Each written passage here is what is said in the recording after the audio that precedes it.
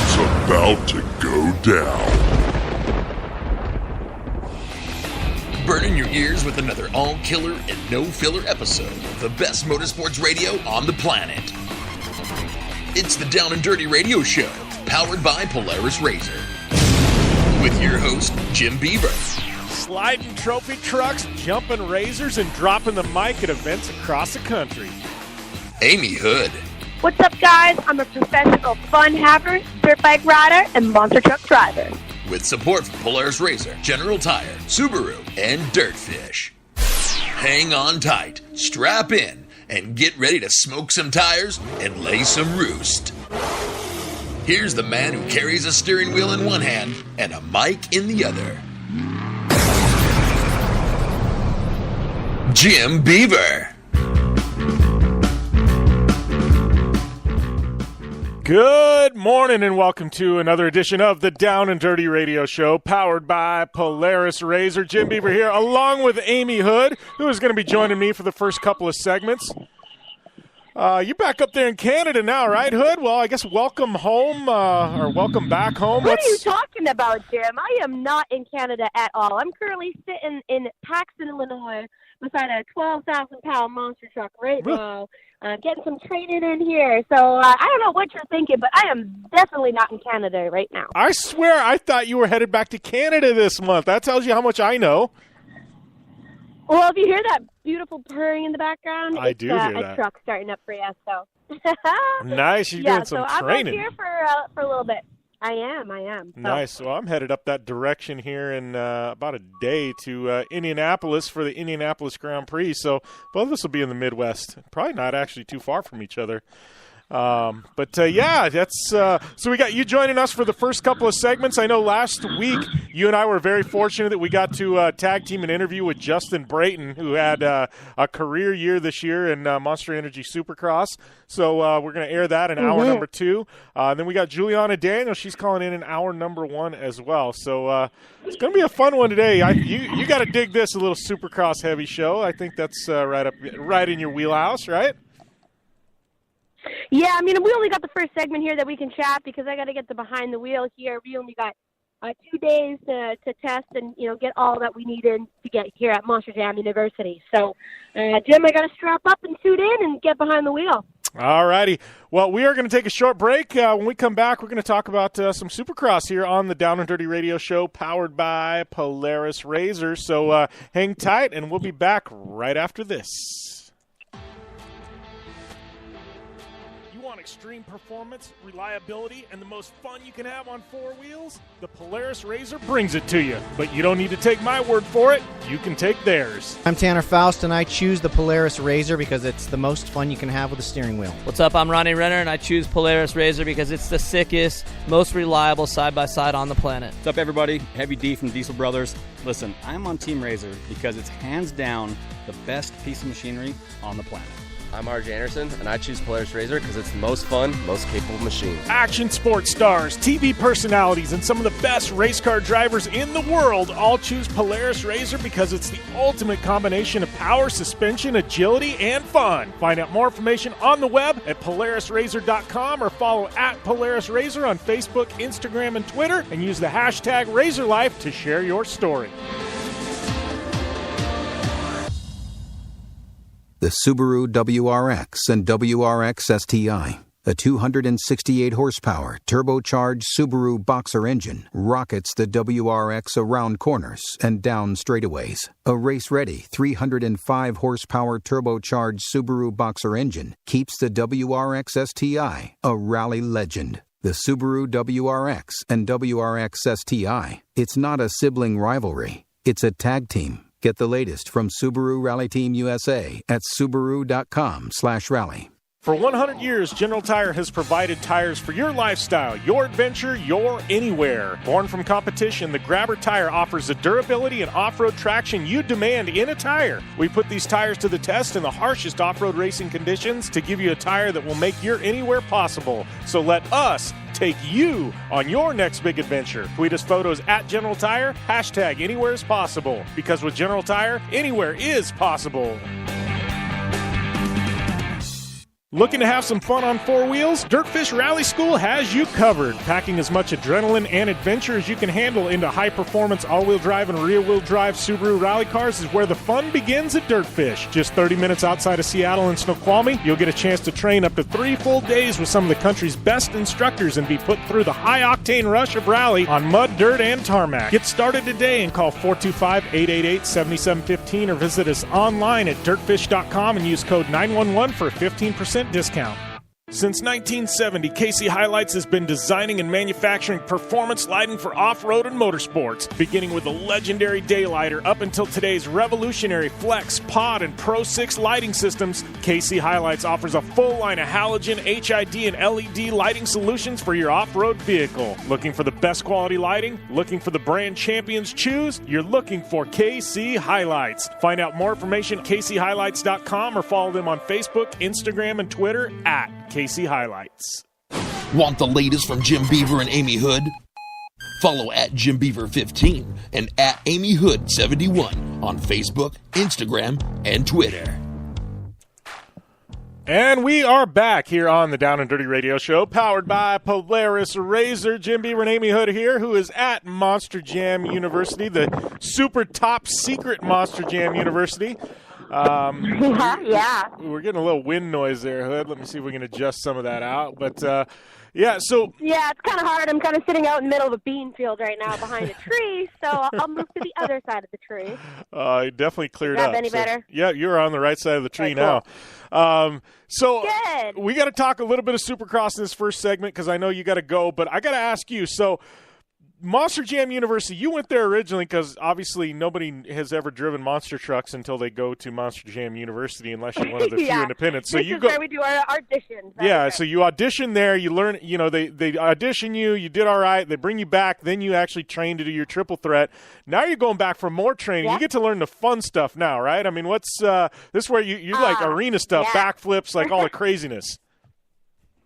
No, I'm actually transitioning to some stadium stuff right now. So my second leg of my tour coming up this fall and winter. I know one of these shows is announced, so I can say that I am going to be going overseas to Brazil.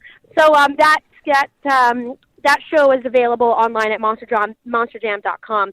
But you can actually go to monsterjam.com and check out all the remaining stops of the Monster Jam season. My tour starts back up in October, and I'm going right through Christmas time. So I'm really excited to share that with all these fans once you turn back in. But, yeah, I get to go try to, the new track and learn the faster style of racing and then, hitting bigger jumps and Jim, I officially can say that I actually get to send it now, so I'm really excited. You get to hit stuff tapped out. So you think Feld, since you're going to Brazil, I think you need to pitch them that you need a personal assistant, and he happens to be me. Yeah, well, I definitely downloaded the Rosetta Stone app because I want to brush up on my Spanish. And Portuguese, too, down there in Brazil, so... Yeah. I can't wait. I never thought I'd be able to get the opportunity to go, overseas to do what I love to do. I got to race in Europe, but Brazil is like a whole different ball game. Latin America is unreal. Just very fortunate. And, I'm going to show these guys what Zombie and I are here to do. So we're going to put in some work here at Monster Jam University this weekend. Nice. So we got to talk real quick about Supercross. One, our guest in hour number 2, we pre-taped with him. He finished 5th in the points. So great. But he signed a 2-year contract extension. Literally, it got announced like a couple hours after we did our interview. And I'm like, that sucks that I know he knew this was coming and he couldn't talk about it when he was on with us. But 2-year contract extension for Justin Brayton. I mean, he's the oldest winner in Supercross history. That says a lot for them to step up and give him a 2-year deal. It does, but, when you guys tune in and listen to the interview with him, we talked about whether he's going to go out on a career high, having the best career, obviously the best season of his career this year at 34. And, personally, I actually thought that maybe this was going to be his year, go out with a bang. But you can hear in his voice how excited he is to race and still, be competitive. And he's like, I ain't quitting anytime soon. I'm having fun. I'm loving what I'm doing. I'm, in such a great mental and physical state right now. And he's going to just keep this ball rolling. And congratulations to him. Like, that's awesome. But, after talking to him, you could tell, like, he's ready for more. He is fueled and fired up, and he's going to take some downtime, hang out with the family, and then obviously we're going to go see him over in the Australian Supercross. So I think that he's going to, have a little bit of a redeeming year over there this year as well. So all good stuff from him. But I'm so lucky because obviously it was Cinco de Mayo. Obviously the Four Locos were flying. It's like, the classic holiday. I got to have my first American Cinco de Mayo, but luckily I got to sit and actually watch the two main events. And let me tell you, it was some of the best racing from other riders that I did not even expect. Obviously, we're going to see the championship title holders, keeping it cool, calm, collective, having strong, very safe, if you will, right? They can't make a mistake. Yeah. They're up for the championship here. So we saw Zach Osborne and Plessinger running 7th and 8th, but that's all they needed to do. They had to make a flawless race, and they did. They won the championships.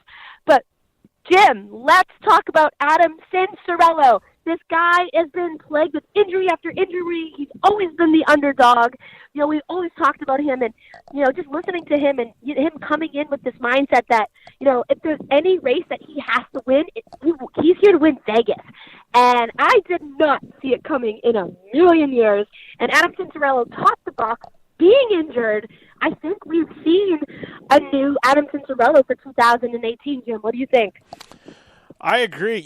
And you and I, we've been talking about this guy for like 3 or 4 years now, and two things that I noticed, he's actually finally turned into a man. I hate to say that, but when he was a kid, but now he looks different. He's bigger. Yeah. He's stronger. He's grown up. Yeah, he's grown up. Yeah. And so I think that's one thing, and I don't want to say that he wasn't ready. I think his body wasn't ready. He was fragile. He was still a kid. And I think he's put on muscle. He's put on the weight. Fragile. He still is, but, he's got some meat on his bones now. And so I think, that being said, I think physically he's ready because, gosh, it's such a – Which helps mentally. Yes. It really does. And you could hear the confidence behind his words when he was being pressed in Vegas. And but then, he didn't let people know that he was dealing with an injury all week. And, they were talking about it, and I'm like, okay, here we go. We're going to see Adam Cincerello like lawn dart, crash out, be out for outdoors. God only knows. But that win in Vegas is the confidence boost that he really needed. And I hope to God the kid stays the man. He's the young man now. We can't call him the kid anymore. But, I hope he stays, healthy. I can't wait to see him in outdoors. He's one of my favorite outdoor riders. I was, a diehard Adam Cincerello fan when he was on amateurs. His riding style is just, it very much reminds me of the younger James Stewart. Hangs it all out, very aggressive, takes chances. I'm really, really excited to see him transition outdoors. Yeah. But also, switching gears, 450 class, it was all on the line, and it all came down to Vegas, really. He just had to do a flawless race. He had to be smart, and boom, he did what he needed to do, and we have our 450 Supercross champion, El Hombre. We've been talking about it since the very first race and who we wanted to see win, and I think we made a bet, did we not? I'm pretty sure that we made a handshake bet. We're going to go back and listen to the beginning of the season, but I think that I put my money on El Hombre. Yeah, I can't remember if there was actually a bet because I think we both did. I don't know. I don't know. One of us chose Roxon, and then I think one. Yeah, we'll have to go back and check. Him, so. I know there's a chance he's going to be on air next week with us too. We're working on that. It sounds like there's a really good chance that Anderson will be on air with us. But I'm stoked, and it was one of those going into the final. Obviously he's ridden smart all year, but you wonder. It's the last event. It's Vegas. You wonder if somebody's going to get caught up in something. And there's a lot of luck that goes involved, especially in turn one. And you just wondered, is he going to get? Is something going to happen? Is somebody going to do him dirty? Is he going to get overly crazy and just stick his nose in there when he should just lay back? He played it so perfectly. Or is somebody going to ruin it for him? That's another thing. Lappers, Vegas. You never know if there's some type of rivalry going on where somebody wants Marvin to win and put their nose where it shouldn't be. You just never know. Yeah, Chad Reed last year blocking people. So that's also like, you were really used to seeing that in the 250, East-West shootout. And I love the East-West shootout because you really get to see who the stronger rider is from which coast. But again, we have this complete shakeup where normally we would see Plessinger or Osborne at the top of the box, but they didn't have to be. They're just riding around smart and smooth. And so, it shakes up the podium for the 250 East-West shootout. So it's, that's the one race that you never know what you're going to get. But, they're smart. They did what they had to do. And I really can't wait to see them transition to, 450s. I'm pretty sure, Plessinger, he's a tall dude. He might make that jump, and I know Osborne's obviously been in it for long enough now that I think it's time for him to McElrath has been open about wanting to go to 450s too, and Shane knows how to win. I mean, he's a guy that'd be solid in 450s. Yep. Totally.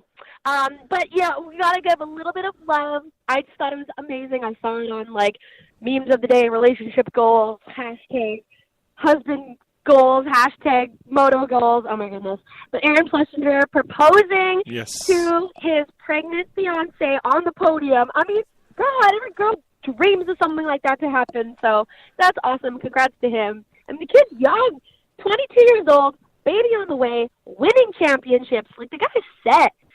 He's rocking life right now so hard. And it's pretty interesting because we actually hear about this, from Justin.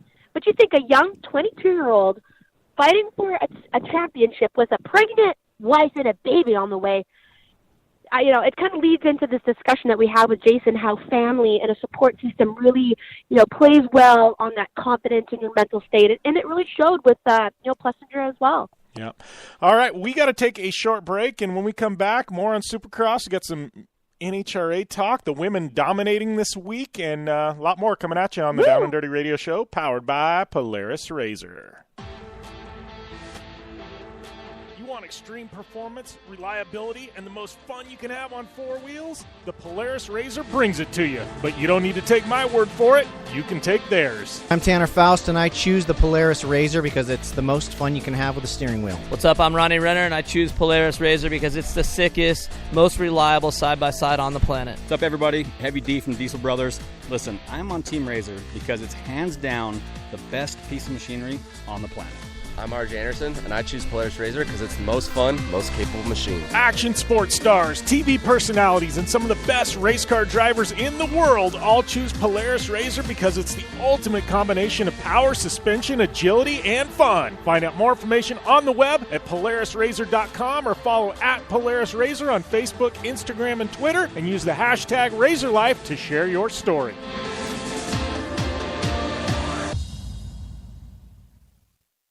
Are you looking for a place to push yourself behind the wheel and see how your driving skills stack up? Dirtfish Rally School is that place. Located on 315 acres of pristine automotive playground at the foot of the Cascade Mountains in Snoqualmie, Washington, right outside of Seattle, Dirtfish Rally School is a one-of-a-kind place where everyone from first-time drivers to seasoned professionals like Bucky Lassick and Antoine Lestage can push themselves to their limit. Whether driving the high-performance, rally-prepped all-wheel drive Subaru Impreza STI is what you're looking for, or you'd rather hang it all out in the rear-wheel drive Subaru BRZs, Dirtfish Rally School has something for everyone. Classes are available from 2 hours to 3 full days and feature instructors with over 150 years of combined racing experience. Whether you're looking to become the best and get an edge on the competition, or just looking to freshen your skills behind the wheel, Dirtfish Rally School is the place to go. For more information on registering for classes, visit Dirtfish on the web at dirtfish.com, or to check out the latest happenings from Dirtfish, follow them on Facebook, Instagram, and Twitter at Dirtfish Rally. The Subaru WRX and WRX STI, a 268 horsepower turbocharged Subaru Boxer engine, rockets the WRX around corners and down straightaways. A race-ready 305 horsepower turbocharged Subaru Boxer engine keeps the WRX STI a rally legend. The Subaru WRX and WRX STI, it's not a sibling rivalry, it's a tag team. Get the latest from Subaru Rally Team USA at Subaru.com/rally. Your life demands a tire that provides durability, comfort, and performance, and that's what General Tire delivers for you. From the all-season grip of the Grabber UHP to the comfort and on-road manners of the Grabber HTS to the durability and off-road traction of the Grabber AT2, General has a tire that will help get you where you need to go. So let us take you on your next big adventure. Tweet us at General Tire, hashtag anywhere is possible, because with General Tire, anywhere is possible. Like what you hear? Catch all the back episodes of the Down and Dirty Radio Show on Apple Podcast, and be sure to rate, review, and subscribe. Welcome back to the Down and Dirty Radio Show, powered by Polaris Razor. Jim Beaver here, and no Amy Hood this go around.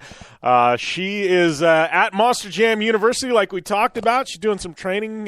She has to do the big stadium shows, moving out of the arena. So I guess they got to teach him how to.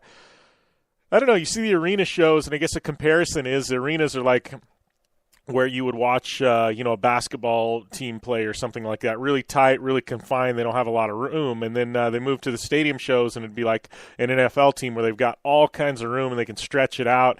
And so there's just everything's bigger, jumps are bigger, tricks are bigger. So it's literally it's a comparison of basically like a lights Supercross 250 going up to the 450s. There's a big stepping stone there, and so I guess basically she's graduating. She gets to learn the bigger tricks and the bigger jumps and things like that. So she's got to go back to school for that. That's what's happening with her. That's why we just got her for a brief second. So you guys are stuck with me for the duration of the show. Love it or hate it. That's the way it is. But we do have Justin Brayton coming up in hour number 2. Juliana Daniell, she's coming up in the next segment. Formerly Miss Supercross. I don't know quite what her title is now. We will ask her about that. But she's going to be calling in here in a few minutes, talking some Supercross. And then, Justin Brayton, it's a 2-part interview we're airing in hour number 2. And he is just a phenomenal guy. This is one of those interviews you didn't realize how good it was until after the fact. And then we went, wow, that was really, really good. Talking just about his career and his age and his family and Supercross as we know it today. And, some of the struggles he's had in his career. But Amy tag teamed that one with me. We recorded it last Friday, right before the big Vegas event. So I think you guys are going to enjoy that in hour number 2. Definitely worth hanging out for. So if you're joining us online live, thank you. If you're joining us on Apple Podcasts, iTunes, thank you. If you are listening to us in national syndication, thank you. If you're on the American Forces Network tuning in, really thank you. Thank you guys for everything that you do for this great country of ours. But thanks to all of you guys for tuning in. And so obviously Supercross on the weekend. We talked a little bit about it with Amy. We're going to talk more with Juliana about it. But 450, the winner ended up being Eli Tomac. We had El Hombre taking that points championship, though. Cian Cerullo with a 250 win. Zach O with another East title. And Aaron Plessinger with that West title. So Supercross definitely going off there in Vegas. Makes you really excited about Monster Energy Cup coming in October. And outdoors, I don't know. It seems like outdoors is like the redheaded stepchild of motocross. Not that everybody loves it, but it's like everybody loves Supercross just a little bit more, it seems like. I don't know. There's some that like outdoors, but I don't know. When you can pack things into an arena like they do with Supercross and just pack the stands and, motocross, it's like desert racing, It's like, it's a comparison to desert racing and short course, right? You love them both. But desert racing, it just takes a special kind of person that wants to go out there and camp out and watch. And motocross outdoors is very much the same thing. You're going to get your shoes muddy and things like that. And, Supercross all nice and clean and tidy. You got somebody coming down the aisle to serve you beer and whatever else you want. So, we got outdoors coming up in a couple of weeks. But I did want to talk, kind of on the weekend. We're going to talk a little bit of all kinds of motorsports today. Big one, though, this past weekend, I don't know if it's ever happened or if it has. It's been a long time, and I'm not the biggest NHRA, expert, especially on the history and things like that, but it really caught me, and I reached out. She's traveling today, so I don't know that she's going to be able to make it. There's a slight chance she may call in hour number 2, but if not, we'll get her next week or something like that. But Leah Pritchett took the Top Fuel win in NHRA. I'm sure most of you follow her on social media, especially if you're a big fan of the Hoonigans. She's a Hoonigan driver. But Leah Pritchett, she's from the Southwest. She took the Top Fuel win this weekend. It was a big win for her and my friends there at Don Schumacher Racing, who also have Antron Brown under contract. Ron Capps, some rad people. But it was a big deal for Leah taking that Top Fuel win. But to me, what caught me was that in addition to Leah taking the Top Fuel win, Courtney Force took the funny car win. And I know we don't we talk with drag racing personalities, but to me that's such a massive deal. 2 women taking the top of the box in NHRA. I don't know that it's ever happened, and if it has, it's been a long time, but that is so freaking rad that we've come to a point in motorsports now and today where women are equals. Women are better than men certain times, like this weekend. I just think it's so freaking rad that these girls are just slaying it in NHRA. And, out of all motorsports, NHRA has opened their arms to the female movement. You've got, obviously the Force girls and Leah Pritchett and Angel and, in the past, you had Alexis Jajora. The list goes on. You've got legends, Chacha Muldowney and things like that. But right now, it's so awesome. These girls are just slaying it. They've got amazing contracts and their social media is just popping. They're doing such an amazing job. But for 2 of them to just destroy the guys, it's awesome just to see that movement that we've got 2 women standing on top of the box in NHRA this weekend. So a big shout out to Leah Pritchett and to Courtney Force. Courtney been on the show quite a few times, and Leah just kind of, I guess we've had people from DSR on before, but not necessarily Leah. So hopefully we can change that sometime soon. But definitely some cool notes on the weekend. So would love to hear from you guys, what you guys think on this or just about anything. We got some segments today, especially in hour number 2. So if you got any questions, hit me up. It's at JimBeaver15 on Twitter. That's the one I'm monitoring today while I'm on the show. So lots of places to get a hold of me. At JimBeaver15 on Twitter is going to be the one today. That's going to be the hot ticket. So tag me. Let me know what you guys think on that or just about anything. We definitely got some time today, so I would love to take some fan questions, especially in hour number 2. But definitely, it was pretty awesome for NHRA to do that. They've got an off weekend, I think. It's Mother's Day this weekend, so most motorsports are taking the weekend off, and then they come back here in a couple of weeks. I guess the one oddity is going to be IndyCar, which they don't actually run on Sunday. They run on Saturday. It's the Indianapolis Grand Prix, basically the road course there at Indianapolis. They run part of the former Formula One track. I used to watch that on TV when F1 was around there. It was an amazing track, especially that first corner. But it's a modified version of the F1 track. That is this weekend. That is Saturday. I am actually hopping a flight Thursday to Indianapolis. I'm going to be doing a lot of interviews with a lot of the IndyCar drivers, kind of talking about the month of May. We're going to talk about the month of May in hour number 2 quite at length because it's people who live in Indianapolis call it the year of May. It's so massive. It's one of those you've got to be there to experience and feel it. But I'm hopping a plane to Indianapolis, flying in Thursday. I'll be at the track Friday, Saturday, flying out late Saturday night back here to Arizona. But it's that event is become the kickoff to the Indy 500, and I'm really looking forward to that. It's a unique event, some amazing personalities around there, still a packed house, and it's kind of like the kickoff to the entire month of May there at Indy. So I'm definitely heading out there. So that's another one. We've had a lot of IndyCar drivers the past year and a half on this show. If you got, obviously Hinch, Rossi, the list goes on about the personalities we've had, Connor Daly. I'm just trying to think who else. Sebastian Bourdais. We've had a ton when I was back there. But if there's anybody you guys want me to target while I'm back there this weekend, are you a fan of some IndyCar driver? Obviously, I'm getting pinged right now on Twitter as we say that. Danica, right? I will make you guys a promise. That one, if you want to talk about somebody that's going to be in demand in the month of May, that is Danica Patrick. I will make you guys a promise. I will reach out to her PR people and see if we can get Danica on the show. I don't think she's going to be at the Grand Prix this weekend. I think she's going to. I think she's probably going to have the last weekend off for a couple, so she's probably going to spend it at home. But I will reach out to Danica's people. We'll see if we can get her on the show at some point, get a 10, 15-minute interview with her. But no promises, man. That one's going to be a tough get, especially the month of May. But I don't think she'll be back there this weekend, so I don't think there's really a chance I'm going to be able to nail that one down. But we will do our best to get Danica Patrick on the show in the month of May. I will promise you guys that. We will reach out to her people. We'll try and make something happen. But that one is going to be tough. I think everybody and their brother and their sister and their wives and their uncles are trying to get them on their show, whether it be TV, radio, magazines, print, social, web, whatever. Everybody wants Danica this month. So I will try for you guys. I'm promising you guys I will try, but I don't know that that one is going to happen. But we'll do our best. I always try for you guys. So it's all I can say. But we are going to take a short break here. We come back. We get a little more Supercross talk. We got Juliana Daniell, personality for Fox Sports 1 and Supercross, former Miss Supercross. We don't want to call her that anymore, but she's going to be on the line here in hour number 1 coming up after the break. So you got any Supercross questions? Got questions for Juliana?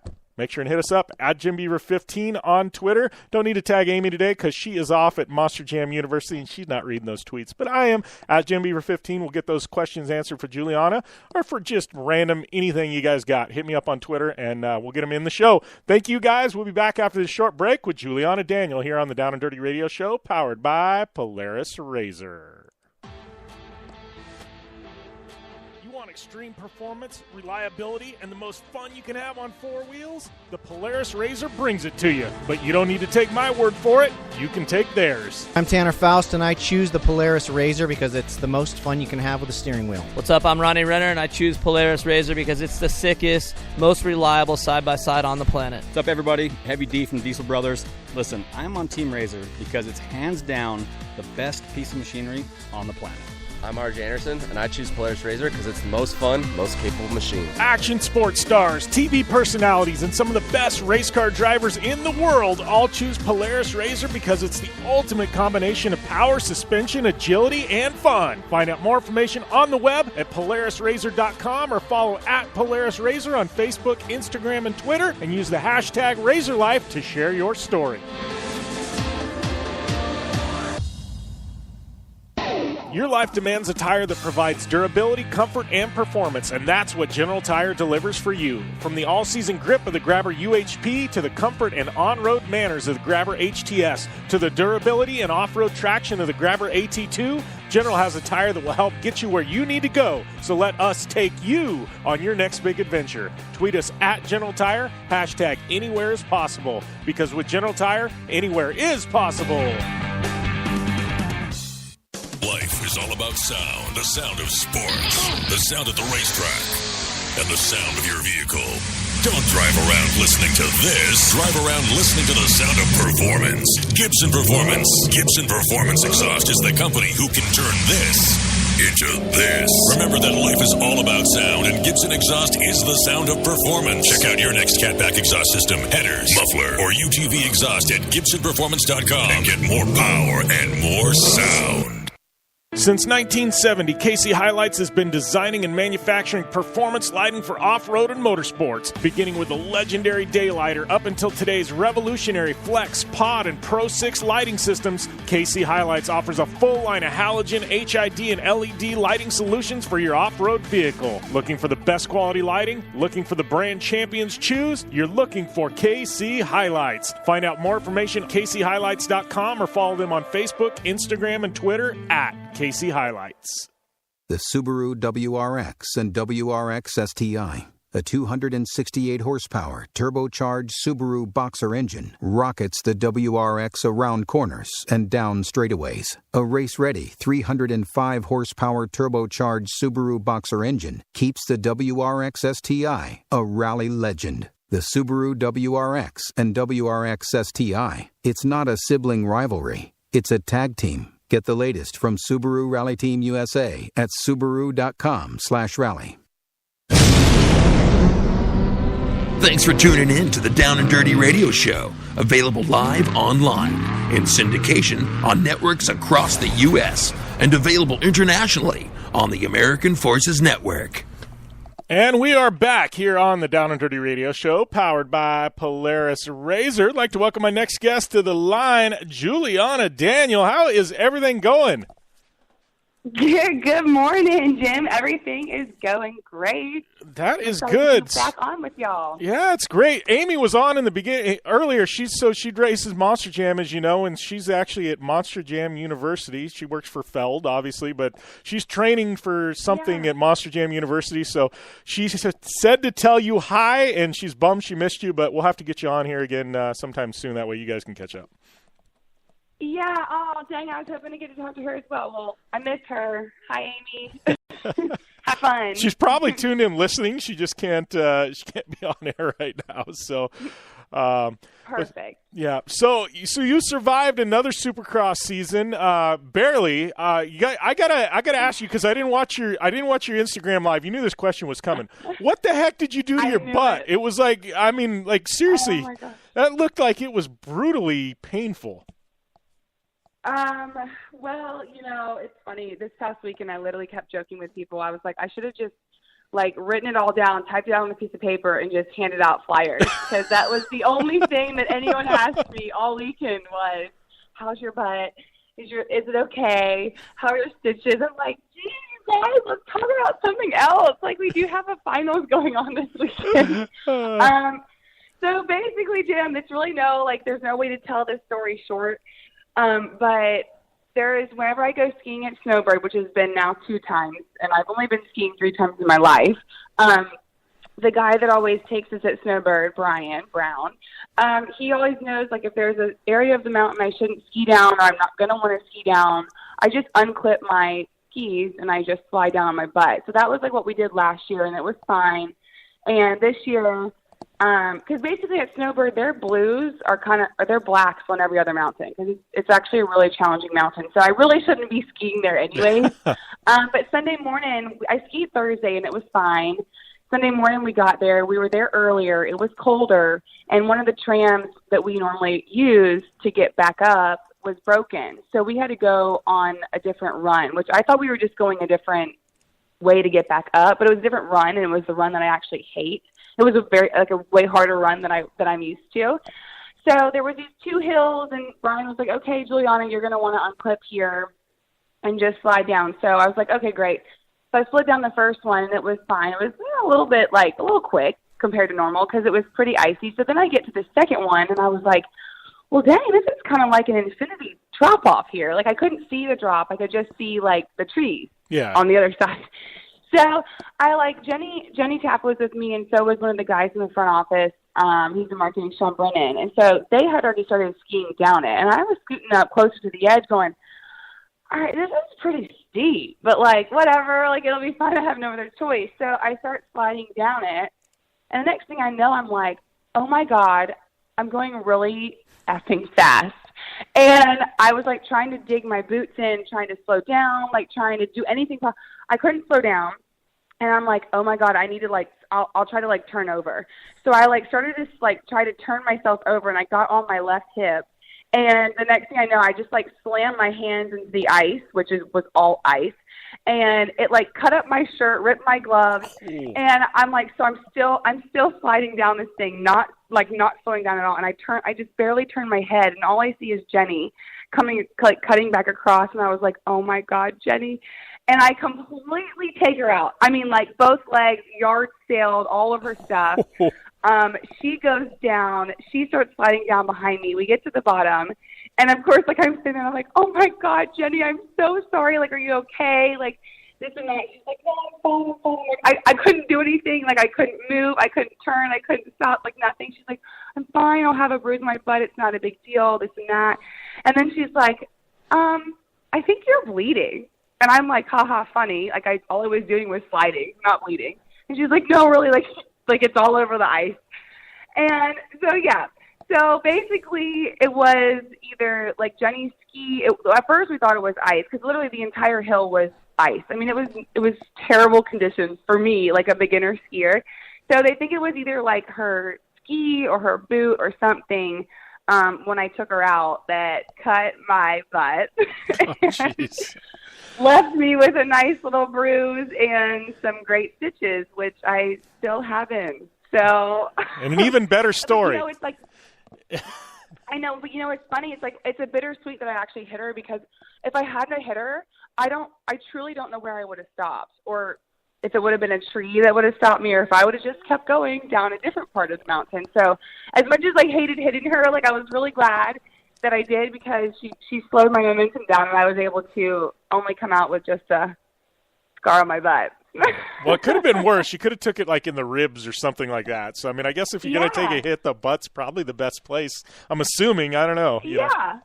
I guess. Yeah. I don't know. That's why I said, like, as long as it's not a broken bone and it's not another scar on my face, I'm good. I'll take it. Take it.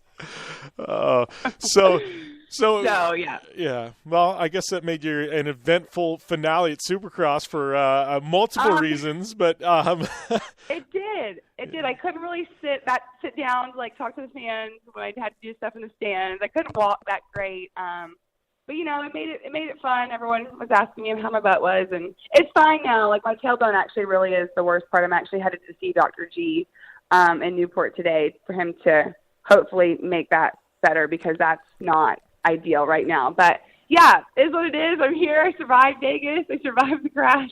We're good.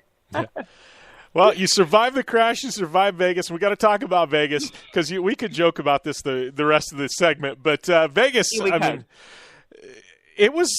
got to say, you coming into Supercross, you've had, like, I can remember when the finales were pretty boring in Supercross, because somebody had it clinched, you know, weeks in advance, and it was just like, ho-hum, another event. Like, the past couple of years have been insane. I mean, Vegas, there was championships on the line. Guys are still competing. Like, I mean, it was just another one for the books. I mean, it's got to been exciting the past couple of years for you, being able to ride this roller coaster of just epic racing. Yeah, and you know, it's funny, because I love watching these guys race, and of course, like, I start to just from being around certain ones more so often at, you know, because some of the guys will talk to me more than other ones. When I've been with Race Day Live, I've gotten to do interviews with some of them, not all of them. So I've gotten to know some of them better than others.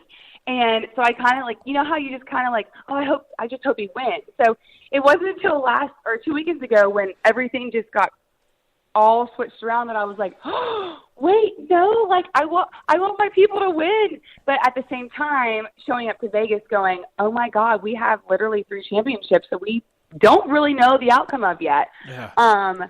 And it was just really cool. I mean, it's exciting for not only the fans, which of course, like, they love, but it's really exciting for everyone that works on the circuit and that actually is there every day, every weekend.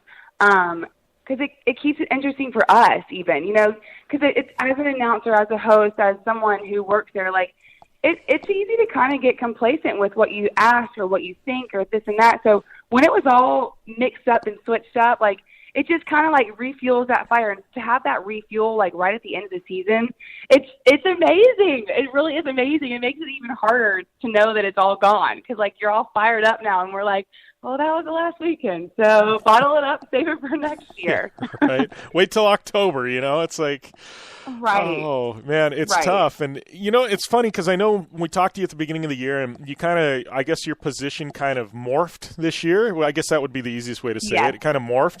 And you were really excited because you get to go kind of behind the scenes and learn more about the riders and their families and, like, some of that. You know, you get to dig a little bit deeper. And that's one thing that Amy and I, Friday, and we're going to air it actually after this clip, but we spent like 30 minutes with Justin Brayton, and his story is insane this year. And, like, you know, and I've learned, like, behind the scenes last year with Ryan Dungey, I interviewed him a few times. You get to learn about them behind the scenes and how they really are. And, like, with Justin Brayton and his family, and, like, talking about some of the things that really challenged him in his 20s, and now in his 30s, he's riding at the best he's ever ridden, because he went through the challenges he had with anxiety and things like that, you know. And then, but it's just not him. I mean, Jason Anderson's got his story, and everybody's got a story, and it's so amazing that now, you know, through social media and through what you're doing and podcasting and radio, like, these stories with these guys are not just these gladiators that are there on a dirt bike. Like, we're getting to, I feel like we're getting to know them, you know?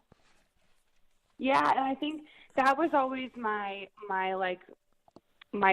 passion for them, to be able to kind of expose that. And I think that thankfully a lot of them still associate me with just being me, not like, oh, she's the host for TV or she's the host, because they'll actually open up and they'll be themselves. Like when I show up to an interview with Race Day Live, or even just doing social media when I do it with Shane from Feld, like they know, like, okay, it's just Juliana. Like they, I can ask them like, what are you gonna put your peanut butter on first or your jelly on first? Like it's relaxed, like it's just chill. Like I just want to get them to shine out, like who they are, and show the fans like who is Jason Anderson off the track. Like what do you do for fun, or who is Aaron Plessinger? Like he, a lot of these guys, like they don't get to see the real them, because all they see, the people at home who don't get to come to the races and actually go to their rigs and have an autograph signed by them in person, they just see the interview on Fox or FS1, and that's not who they are.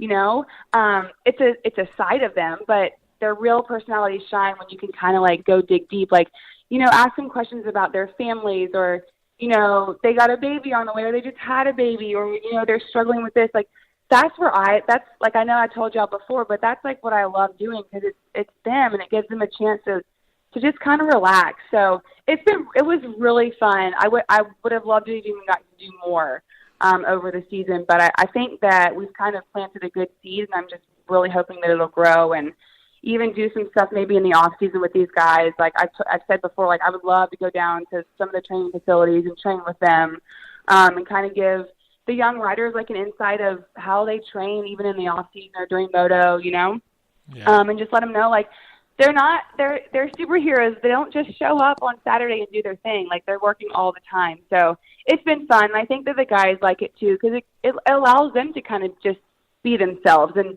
know that it's okay to joke around with me. And, Aaron Plessinger was teaching me how to dance, like his dance moves, and then I was teaching him stuff. Like, it's fun. Like, it's just chill. And I hope that the fans liked it, and I hope that, they appreciate like seeing the other side of these guys, which I think they do. I've gotten a lot of good feedback, so it was great. I love being in the position I was. And like I said, I hope that it grows into something even bigger and better. Yeah. So. Well, and I think, I think I liked seeing that side of people, but I think, you've helped bring that out. But I think the riders, like you said, like they get asked the same question: how's the bike feeling this weekend? What's it going to take to win?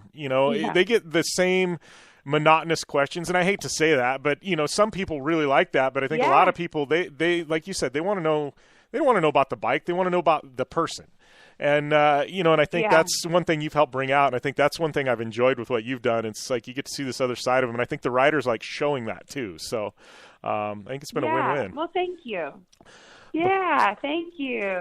So season winding down. Obviously, it's over now. But what's you've got a bunch of irons in the fire. What's things look like for you up until Monster Energy Cup? I guess when we see you with Supercross again.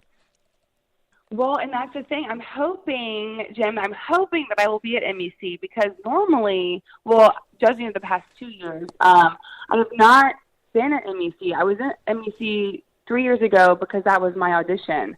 But because Feld never uses the same announcers on the floor for MEC, they usually don't. TV will sometimes say, "Yeah, come on." I think I was there my first year actually, but I was only doing TV. Last year I didn't go. So if TV brings me, or will say like, if you're here, we'll use you, then I'll come down. And I always debate. I'm like, do I just go as a fan? But it's just so hard to just go as a fan. Like, I love going to work as well. So I'm hoping that I do go. I do get to go to MEC and be a part of the actual show. Only time will tell with that. But yeah, this summer, like I said, I'm hoping to maybe be able to film some more stuff behind the scenes. I don't know if we can, kind of try to lock up a few things and have them sitting there waiting for us next year. If I do get re-signed, because that's always an unknown as well. You never know. But aside from that, I'm in the process of kind of putting some feelers out into some different hosting positions that I have been dragging my feet on but really want. So first things first, I need to redo my reel, which is too old for me to submit to things. I'm like, no, that's not really who I am anymore. That's like kind of like first on my list, is to redo that and then submit it out to some different companies and hopefully get some work over the summer doing some hosting things and all of that, and just kind of enjoying the summer. I love being in California during the summer. So No place That's better about in all the I have summer, on my that's plate for at this sure. point. Right? Yeah. Yeah. And of course, I'll be still doing stuff with the supplement company that sponsors me. That's back home in Atlanta. So I'll either do videos or we attend some different fitness shows, and I work with them there. And I don't think I plan on competing anytime soon, so that's probably not on the list. But my supplement company, I always do stuff for them year in and out. So, yeah. Awesome. Well, I appreciate you taking the time. We got to go to a commercial break, Juliana, but Okay. we'll definitely have to catch up a little more often than once or twice a year. I know, right? Well, thank you so much for reaching out and having me on, Jim, and everyone listening. Thank y'all. All right. Thanks, Juliana. And we'll be back after this on the Down and Dirty Radio Show, powered by Polaris Razor. Extreme performance, reliability, and the most fun you can have on four wheels? The Polaris Razor brings it to you. But you don't need to take my word for it. You can take theirs. I'm Tanner Faust, and I choose the Polaris Razor because it's the most fun you can have with a steering wheel. What's up? I'm Ronnie Renner, and I choose Polaris Razor because it's the sickest, most reliable side-by-side on the planet. What's up, everybody? Heavy D from Diesel Brothers. Listen, I'm on Team Razor because it's hands down the best piece of machinery on the planet. I'm RJ Anderson, and I choose Polaris Razor because it's the most fun, most capable machine. Action sports stars, TV personalities, and some of the best race car drivers in the world all choose Polaris Razor because it's the ultimate combination of power, suspension, agility, and fun. Find out more information on the web at PolarisRazor.com or follow at Polaris Razor on Facebook, Instagram, and Twitter, and use the hashtag RazorLife to share your story.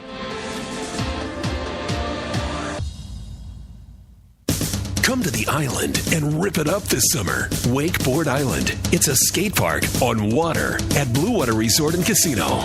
Check out the 2-tower cable system that pulls you and your board over the water. No boats to watch out for, no fumes. Wakeboard Island is open to all skill levels with an open center section for beginners. And for trick riders, a double side kicker in a 60-foot flat box. Wakeboard Island, the best ride this side of the Rockies. Adjacent to the River's Edge Cantina at Blue Water Resort and Casino on the Colorado River in Parker, Arizona.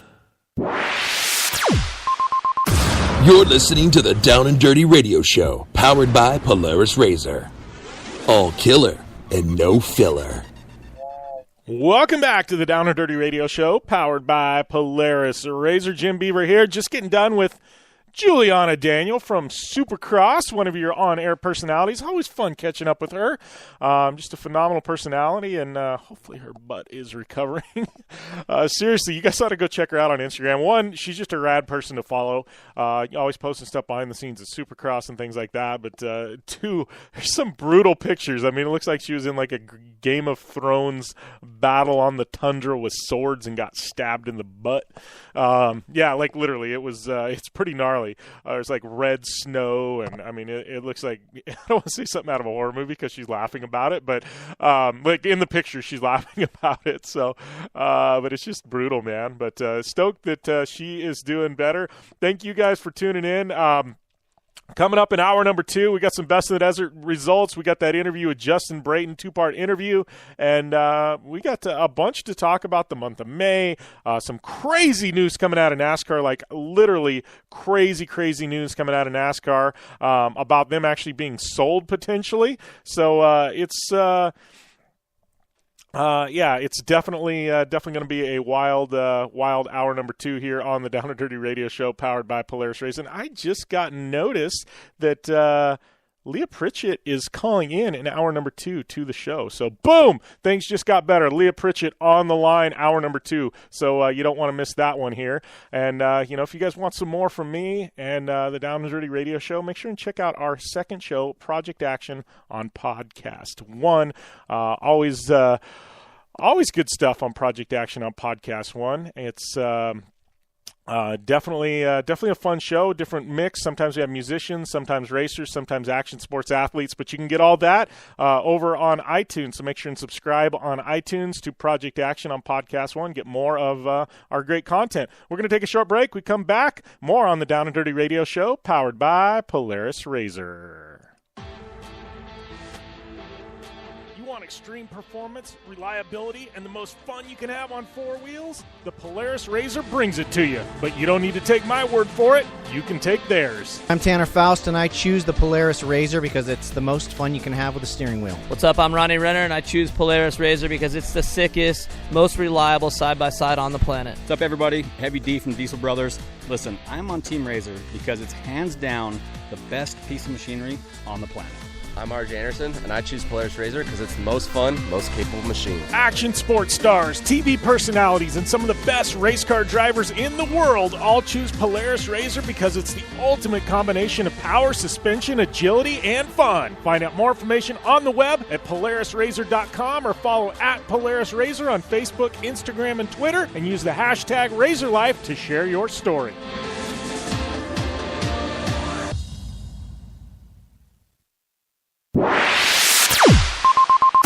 You're listening to the Down and Dirty Radio Show, powered by Polaris RZR. All killer and no filler. Welcome back to the Down and Dirty Radio Show, powered by Polaris RZR. Next segment brought to you by our good friends at General Tire, reminding you that anywhere is possible. Make sure and use that hashtag when uploading your pics to social media. Let General Tire know where you are going on their tires.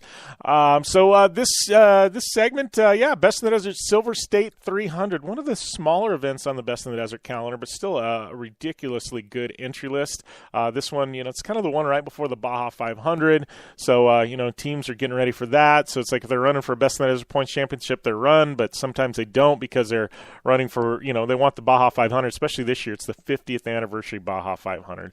But looking over things, man, we had that Down and Dirty Radio Show luck once again. Our good friend Justin Matney, he ended up taking the overall victory and, comes on the show, boom, comes away with an overall victory. It's just magic here on the Down and Dirty Radio Show. It happens just once in a while, right? But Justin Matney, big shout out to him. Tracy Groff, solid effort by him, second. Brett Serapis, third. Johnny Angel just barely missing the podium. Stoked for my boy Johnny in fourth. Steve Ologis in fifth in Trick Truck. Looking at Class 1's Lad Gilbert, a different name there on top of the box. Big shout out to him.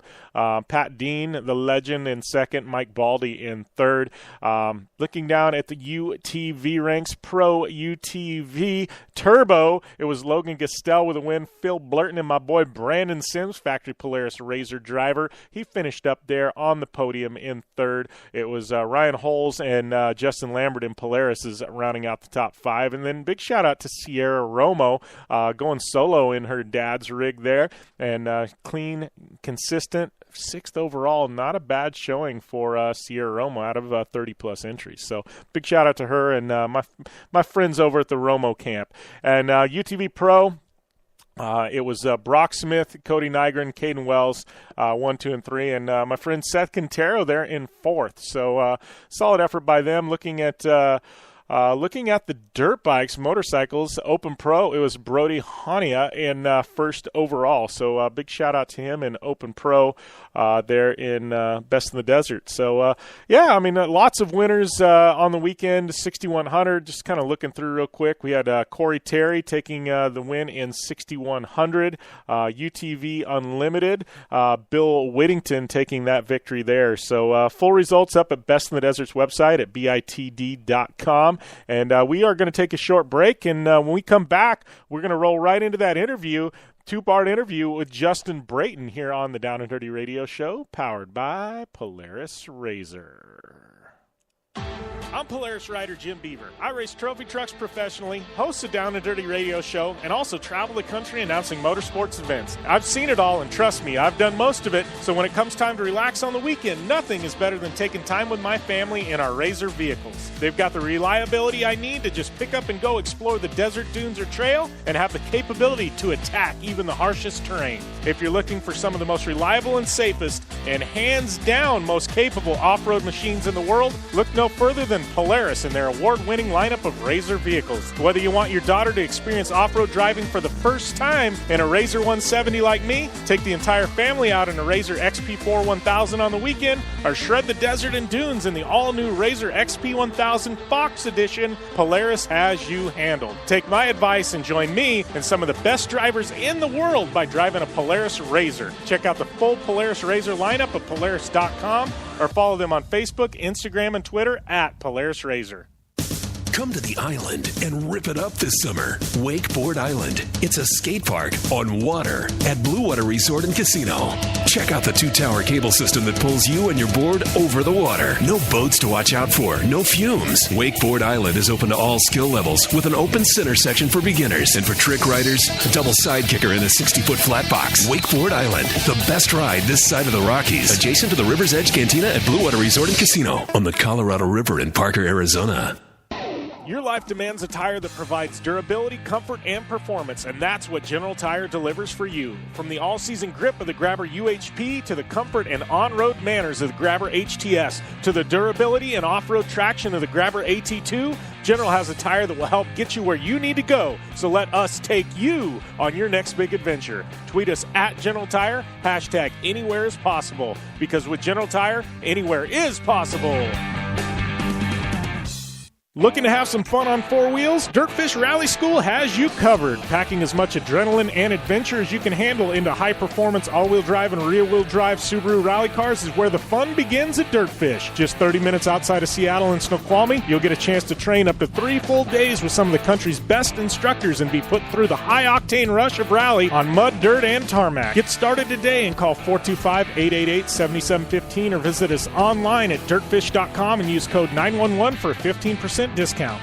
The Subaru WRX and WRX STI, a 268 horsepower turbocharged Subaru Boxer engine, rockets the WRX around corners and down straightaways. A race-ready 305 horsepower turbocharged Subaru Boxer engine keeps the WRX STI a rally legend. The Subaru WRX and WRX STI, it's not a sibling rivalry, it's a tag team. Get the latest from Subaru Rally Team USA at Subaru.com/rally. Thanks for tuning in to the Down and Dirty Radio Show, available live online, in syndication on networks across the U.S., and available internationally on the American Forces Network. And we're back here on the Down and Dirty Radio Show, powered by Polaris RZR. Jim Beaver, Amy Hood here. I'd like to welcome our guest to the line, Justin Brayton. How is everything going, my man? It's going great. Happy to be in Vegas, and looking forward to the final round of Supercross. Yeah, well, talking about being in Vegas, I got to ask you, when 2018 started, were you expecting to have a year like this? I mean, I'm looking at things, and you got to be pretty stoked on the way 2018 has rolled out for Justin Brayton. I'm really stoked. Honestly, you always expect to do well, and I did feel really good coming into the season, but to look back on the year and to have won Daytona and won a couple Triple Crown races and several podiums and fourth in points right now, man, it's been honestly a dream season. And I couldn't have asked for much better. We're healthy, and I've really enjoyed it. I've been super happy with the team and the bike and everything. So it's been one of them years where just everything has gelled together, and I'm looking forward to closing it out, hopefully with another win in Vegas. Yeah, well, I mean, it's crazy because you're one of the oldest guys on the gate, and a lot of them are you seeing, hanging up their boots at 30 years old, and here you are just, slaying, having, your career year for sure. Like, do you see this kind of igniting for a couple more Supercross seasons under your belt, or do you want to go out with a bang? No, I'm having so much fun, and nice. I'm ready to go a couple more years for sure. It's been such a cool balance to have my family now, have a couple kids. And I just feel like when I was 25 or 26, I really didn't have all the tools to go win races. I maybe had the equipment, but I didn't have the mindset, and I didn't have the attitude. And I just always felt so much pressure, where now there's really no pressure. If I was to go out after this weekend, I'd be totally happy with my career. And I think that sheds a lot of pressure and lets me ride like I know how to ride. And I've been doing that this year. So, yeah, a couple more years, and then we'll kind of reevaluate after that. But I'm ready to go again. Yeah. Does it make it for you? You know, you mentioned having your family, and I know they've been on site at some of your wins this year. I mean, does that feel? I mean, you as a rider, is that? You know, it's got to feel good being able to share that with somebody now. You know, you've got this family, you got a support system there, but being able to share those moments with other people, you know, that's got to feel really good for you. It really is. It's awesome to share the highs, but I think it's even better to share the lows, and the lows aren't near as low as they used to be. You know, when I come home, my 3-year-old daughter doesn't know if I won or got last, and she could really care less. So. It really is. It's really cool, and for my daughter, and my son's 8 months, so he doesn't really kind of know what's going on. But my daughter gets to watch me on TV and gets to go with Daddy to the track, and it's honestly I couldn't ask for a better time to be this successful. Just because I can share it with them, and that's what helps me keep going. I don't ever dread the week, you know, as far as putting in the work and things like that. So I'm having more fun than ever. I feel like I'm riding better than ever. I'm maybe more fit than I ever have been. So I'm going to keep it rolling. And I think it's a great testament to the younger riders that, you know, you don't have to turn pro when you're 16, and you don't have to be done when you're 27. You can, you know, I did my first Supercross when I was 22, and here I am at 34, still rolling. Yeah. Well, I love how exciting you sound talking about your family, and it is a really good lesson how, you know, family-driven motorsports really is, and that, you know, it kind of comes full circle, and that it's nice to hear you talk so positively about that. Cool. Yeah, I think, 10 years ago, it was kind of our sport that had taught us that when you have kids, you're done pretty much. You couldn't race absolutely. At a high level, and now you have myself and Chad Reed and Zach Osborne's winning 250 championships with a kid and one on the way, and there's several of us that are doing it, and I think it's cool because it's a family sport all when we were young growing up, and then when we turned pro, it's like you can't have a family. They taught us not to, where now it's different. It's, you know, bring our family to the racetrack, have them enjoy it, and we enjoy it as racers. Yeah, well, and I love that. You know, and I know me, like, you know, I come from an off-road desert racing background, and I grew up out at the track with my dad. And then when the time came, I mean, I went out pre-running with him, and you know, went to Baja with him, and he shared it with me. And I know Amy, her dad, you know, raced, and he shared the love of motocross. 62 years old and just won the over 50 World Championship. Yeah. So I mean, the guy still shreds. But with you, you know, now awesome. You know, you've got a daughter there. She's 3. I mean, she's to the point where she can, you know, probably hop on a dirt bike pretty quick. You know, that's got to be pretty rad for you to be able to, you know, share those moments, pass it down, and be able, you know, you're still, you know, riding at an elite level, and be able to, you know, share track time with her at some point. Like, that's got to be, you know. Is she on a bike? She doesn't have a bike yet, but she loves riding around with me, and it's funny. I actually just talked to Honda this week about getting me a couple mini bikes. So they're on the way, and you know, a lot of people ask that question: Are your kids gonna ride? And you know, I'll let them do whatever they want to do. I think it's great for girls to learn how to ride, or you know, for sure boys to learn how, and I think it teaches them how to ride a motorcycle, and I think it helps them drive better maybe when they're 16 or know the consequences of crashing a car because the motorcycle a couple times, you know. So yeah, I think it's great. I think we all grew up doing this as a family, and I've got on for many more years. Yeah. So going back to 2018, man, we gotta circle back and talk about this year. I mean, you know, going into the year, I mean, you know, obviously, you know, you really didn't have any expectations, but I know Amy's kind of our data analyst here. She's gonna throw a bunch of numbers at you, you know, your career and changing bikes. But I got to talk about crossing the finish line at Daytona, because at some point as an athlete, I mean, I know I'm 37, and the closest I've got to a trophy truck win is second place, and that is a monkey on my shoulder. I've won at every other level, but you know, I just haven't been able to cross the finish line and, you know, in first. And at some point I'll go, you know, like, I'm okay if I finish my career in second, you know, with the best finish in trophy truck is second. But, you know, you had to come into this year and you're not expecting to take a win, but, you know, you always want to, and you're riding at that level. But, you know, taking a win in Supercross is tough, man. And to win at Daytona, I mean, that had to have been the icing on the cake.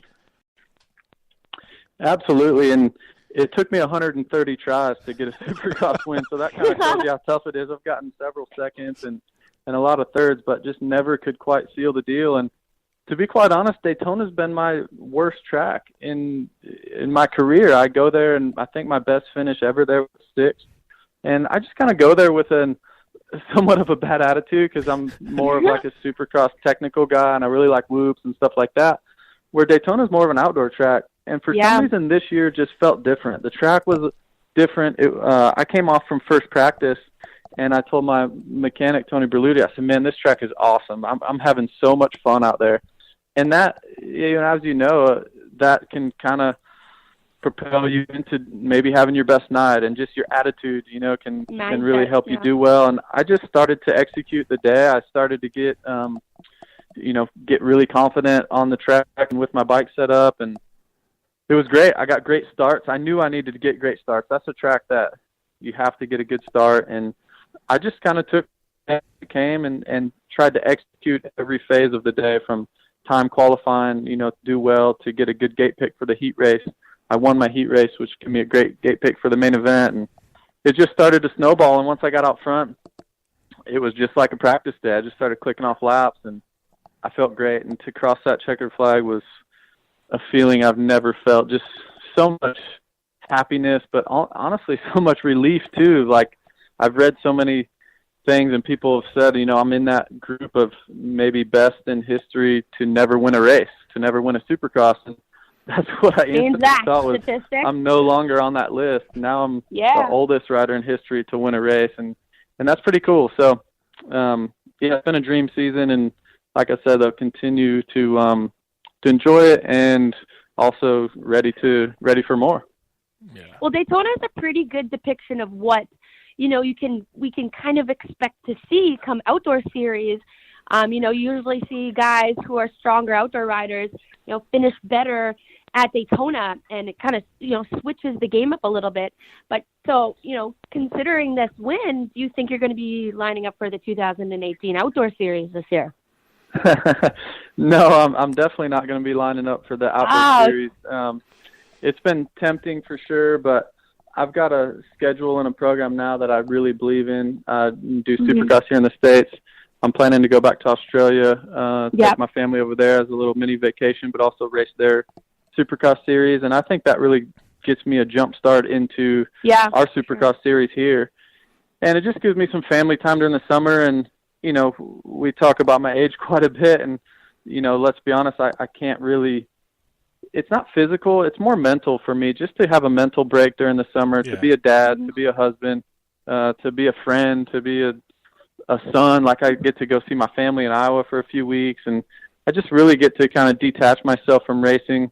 And then it gives me that extra mental capacity to, when I do fire it back up, it's go time. And I think that's what really has helped me this year. And if I did the outdoors, it would be a 12-month program again, and I don't really want to do that. Nothing against outdoors. I love outdoors. Like I said, to enjoy this part of my family's life and have more of a balance. And we'll be back with more from Justin Brayton after this on the Down and Dirty Radio Show, powered by Polaris Razor.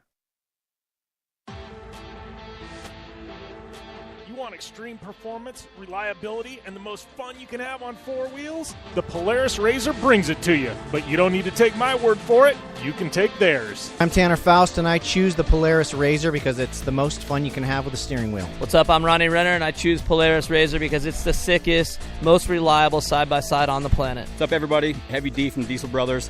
Listen, I'm on Team Razor because it's hands down the best piece of machinery on the planet. I'm RJ Anderson, and I choose Polaris Razor because it's the most fun, most capable machine. Action sports stars, TV personalities, and some of the best race car drivers in the world all choose Polaris Razor because it's the ultimate combination of power, suspension, agility, and fun. Find out more information on the web at PolarisRazor.com or follow at Polaris Razor on Facebook, Instagram, and Twitter, and use the hashtag RazorLife to share your story. Looking to have some fun on four wheels? Dirtfish Rally School has you covered. Packing as much adrenaline and adventure as you can handle into high-performance all-wheel drive and rear-wheel drive Subaru rally cars is where the fun begins at Dirtfish. Just 30 minutes outside of Seattle and Snoqualmie, you'll get a chance to train up to 3 full days with some of the country's best instructors and be put through the high-octane rush of rally on mud, dirt, and tarmac. Get started today and call 425-888-7715 or visit us online at dirtfish.com and use code 911 for a 15% discount. The Subaru WRX and WRX STI. A 268 horsepower turbocharged Subaru Boxer engine rockets the WRX around corners and down straightaways. A race-ready 305 horsepower turbocharged Subaru Boxer engine keeps the WRX STI a rally legend. The Subaru WRX and WRX STI. It's not a sibling rivalry. It's a tag team. Get the latest from Subaru Rally Team USA at Subaru.com/rally. Come to the island and rip it up this summer. Wakeboard Island. It's a skate park on water at Blue Water Resort and Casino. Check out the 2-tower cable system that pulls you and your board over the water. No boats to watch out for, no fumes. Wakeboard Island is open to all skill levels with an open center section for beginners. And for trick riders, a double side kicker in a 60-foot flat box. Wakeboard Island, the best ride this side of the Rockies. Adjacent to the River's Edge Cantina at Blue Water Resort and Casino on the Colorado River in Parker, Arizona. Your life demands a tire that provides durability, comfort, and performance, and that's what General Tire delivers for you. From the all-season grip of the Grabber UHP to the comfort and on-road manners of the Grabber HTS to the durability and off-road traction of the Grabber AT2, General has a tire that will help get you where you need to go. So let us take you on your next big adventure. Tweet us at General Tire, hashtag anywhere is possible, because with General Tire, anywhere is possible.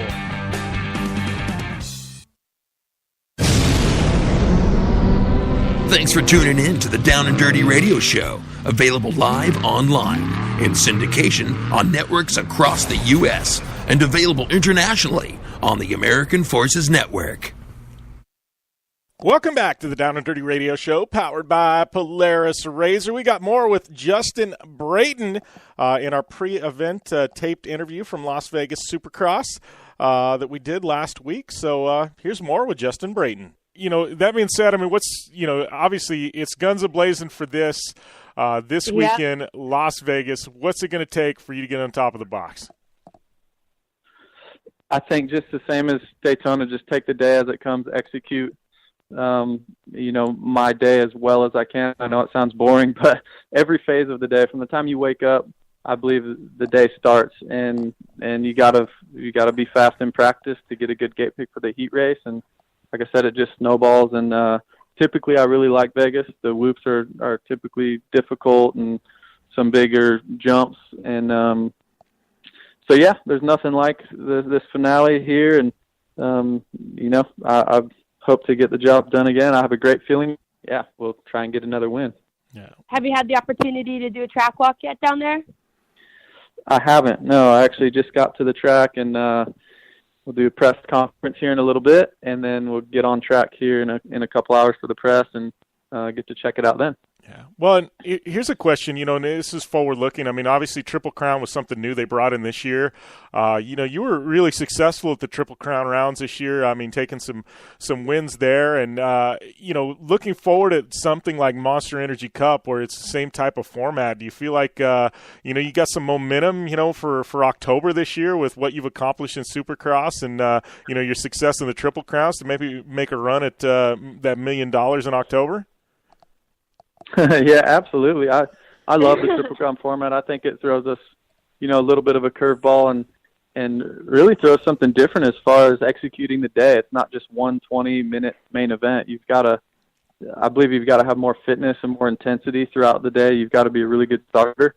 And I take pride in kind of being a good starter my whole career and getting good starts. So there's so many different aspects of it that are thrown our way, and I like that. It takes a great team. There's not hardly any time to prepare the bikes in between motos, so it really takes more of a team effort, and I love that. I really do. I had great success. I got top 5 in all the Triple Crowns this year with a couple wins and some podiums. So that $1 million in October is looking awful nice.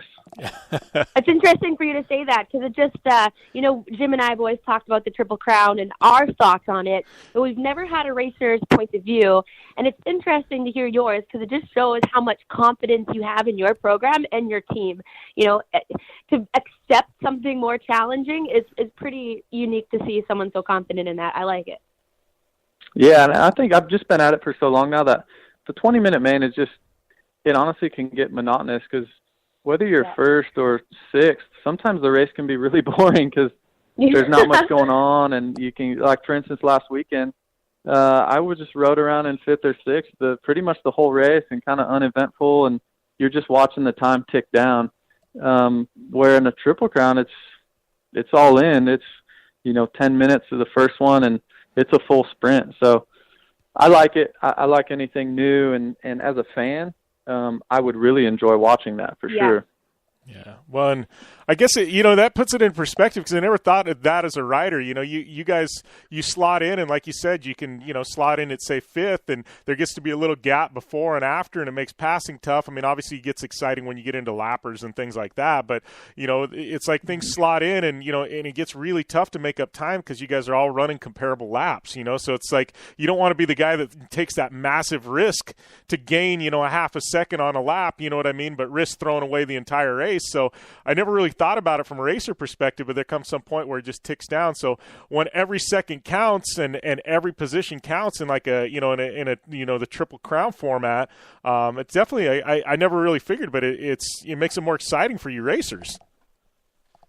Yeah, for sure. And going into the third one, we're always looking at, all right, what do I need to get first or second or whatever it may be. And like you said, every position really matters. I mean, I tied for third at Anaheim 2 Triple Crown, so I ended up getting fourth because Anderson beat me in the last moto. And there at Minneapolis at the last one, I was tied for first for a while, and then ended up getting past. And yeah, so every little position matters. Every gate drop matters. And like I said, as a fan, if you watch a 20-minute main, it can be pretty boring, really 5 or 6 minutes in, because the field is kind of just, like you said, separated a little bit. We're all going about the same speed, where Triple Crown, it's everything all in, and the track is fresh, so we can go even faster, take more risks, and take different lines. So create some parity and some better racing. And like I said earlier, you got to have a lot of fitness too, because the races are so intense. Mm-hmm. Well, and how has your fitness changed? I mean, obviously you said at 34, you got to approach, racing Supercross different. I mean, your fitness level, obviously you said you think you're the fittest in your career. I think a lot of guys at 2021, when they're just in shape just because, it makes it it makes going out and racing a little bit easier. I mean, how has that changed? How's your fitness program changed at this point in your careers from, say, 7-8 years ago? And adding in the dad schedule, because that's the toughest part is adding in being a dad. But I mean, to be honest, I think it's helped me a lot, mainly just because of the fact of balancing it out. When I was 25 or 26 and I wasn't married and I didn't have kids, I was dirt bikes 24/7, and I would train. And I just think I trained way too much, and I thought about it way too much, which made me, which created anxiety and a lot of stress, where now I fit in the training around being a dad and being a husband. And, and I think when I am on the motorcycle, I put in a lot of work. And when I have that time, I do put in a lot of work, but it's not around the clock. It's not 24/7. And I think that creates a lot more mental space and more rest, for the weekends. And when I show up on the weekends, I'm ready to go. I'm not stressed out, or I don't have that anxiety I used to have with all the pressure, and I'm not tired from the week. So, 17 weekends pretty much in a row with only one weekend off can really, get you down and get you tired. So, I think just fitting in the dad schedule and fitting in some training here and there.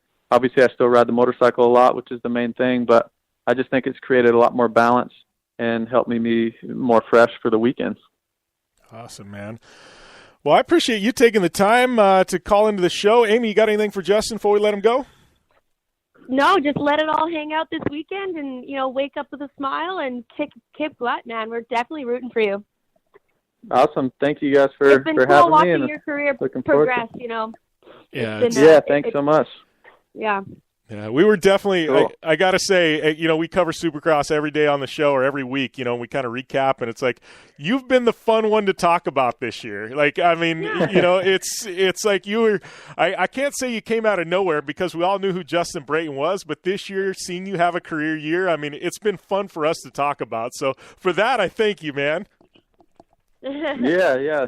It's been great. Like I said, it's been just a dream season from all fronts, from family side of things and team, and everyone's really gelling well and having a lot of fun. So that's what it's all thanks about. again for having me on, and I have a good feeling about tomorrow night. So hopefully give you guys something to talk about after the race. All right. Awesome. Sounds good, buddy. Cool, man. Cool. Thank you, guys. All right, Bye-bye. thanks. Bye. Awesome catching up with Justin Brayton. He ultimately ended up 5th in the 2018 Monster Energy Supercross Championship. So, just a rad season by him. Like, he had a list of accomplishments: heat race wins, Triple Crown win, Daytona win.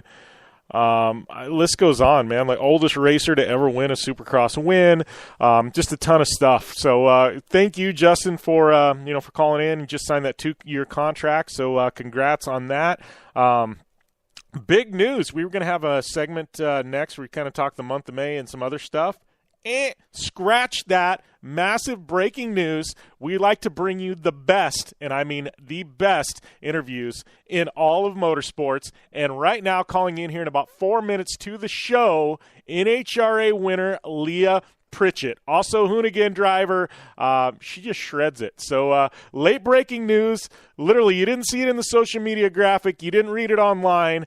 Late breaking news, Leah Pritchett calling into the Down and Dirty Radio Show. Like I said, we go to work for you fans. We try and do our best to bring you the best in action motorsports entertainment, and we were able to pull a rabbit out of our hat in the 11th hour. Big thanks to my friends at Don Schumacher Racing who helped organize that. But Leah Pritchett, she will be on the line here in a few minutes on the Down and Dirty Radio Show powered by Polaris Razor. So, man, instead of talking NHRA, we're going straight to the source. Leah Pritchett, who was your big winner on the weekend, I think it's pretty rad, and really stoked to do that interview, making her Down and Dirty Radio Show debut here in about 3 minutes after this commercial break. So, that's right. We'll be back after this on the Down and Dirty Radio Show powered by Polaris Razor.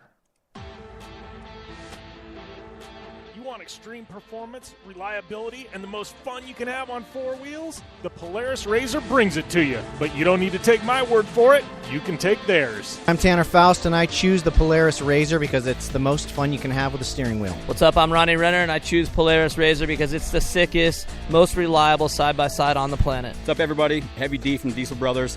Listen, I'm on Team Razor because it's hands down the best piece of machinery on the planet. I'm RJ Anderson, and I choose Polaris Razor because it's the most fun, most capable machine. Action sports stars, TV personalities, and some of the best race car drivers in the world all choose Polaris Razor because it's the ultimate combination of power, suspension, agility, and fun. Find out more information on the web at PolarisRazor.com or follow at Polaris Razor on Facebook, Instagram, and Twitter, and use the hashtag RazorLife to share your story. Life is all about sound, the sound of sports, the sound at the racetrack, and the sound of your vehicle. Don't drive around listening to this. Drive around listening to the sound of performance. Gibson Performance. Gibson Performance Exhaust is the company who can turn this into this. Remember that life is all about sound, and Gibson Exhaust is the sound of performance. Check out your next catback exhaust system, headers, muffler, or UTV exhaust at GibsonPerformance.com and get more power and more sound.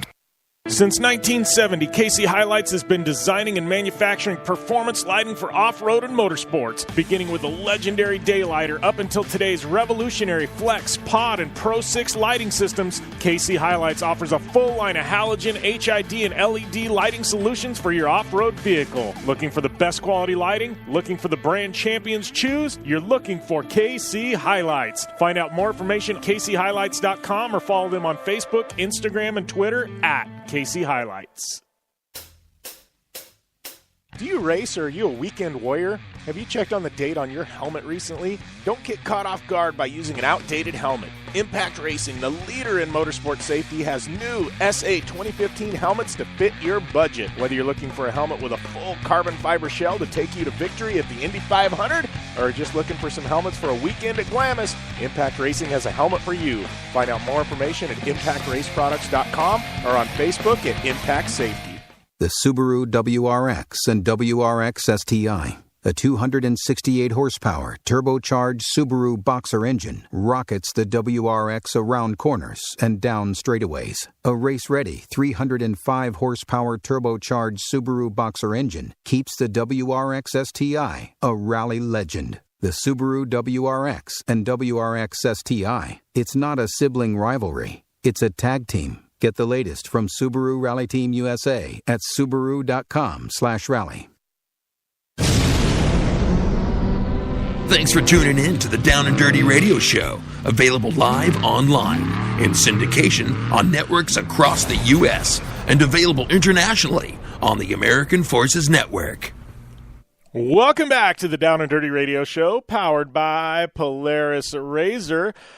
Jim Beaver here, waiting on Leah Pritchett, your NHRA Top Fuel winner, to call into the show in this segment. Definitely looking forward to that, man. We're going to talk some NHRA, talk some month of May in IndyCar, and things just got a little bit better when you find out Leah Pritchett is calling into the show. So no complaints here whatsoever. Once again, big thanks to my friends at Don Schumacher Racing for helping make this happen. But I know Leah's on the road, so she should be calling in here shortly. But just trying to deliver some epic interviews to you listeners of the show. And, it's one of those things. Better to have somebody call in and talk about it who was there and actually accomplish something than me just flap my gums and try and do analysis or something like that. So hour number 2 just got a little bit better here on your favorite Action Motorsports radio show.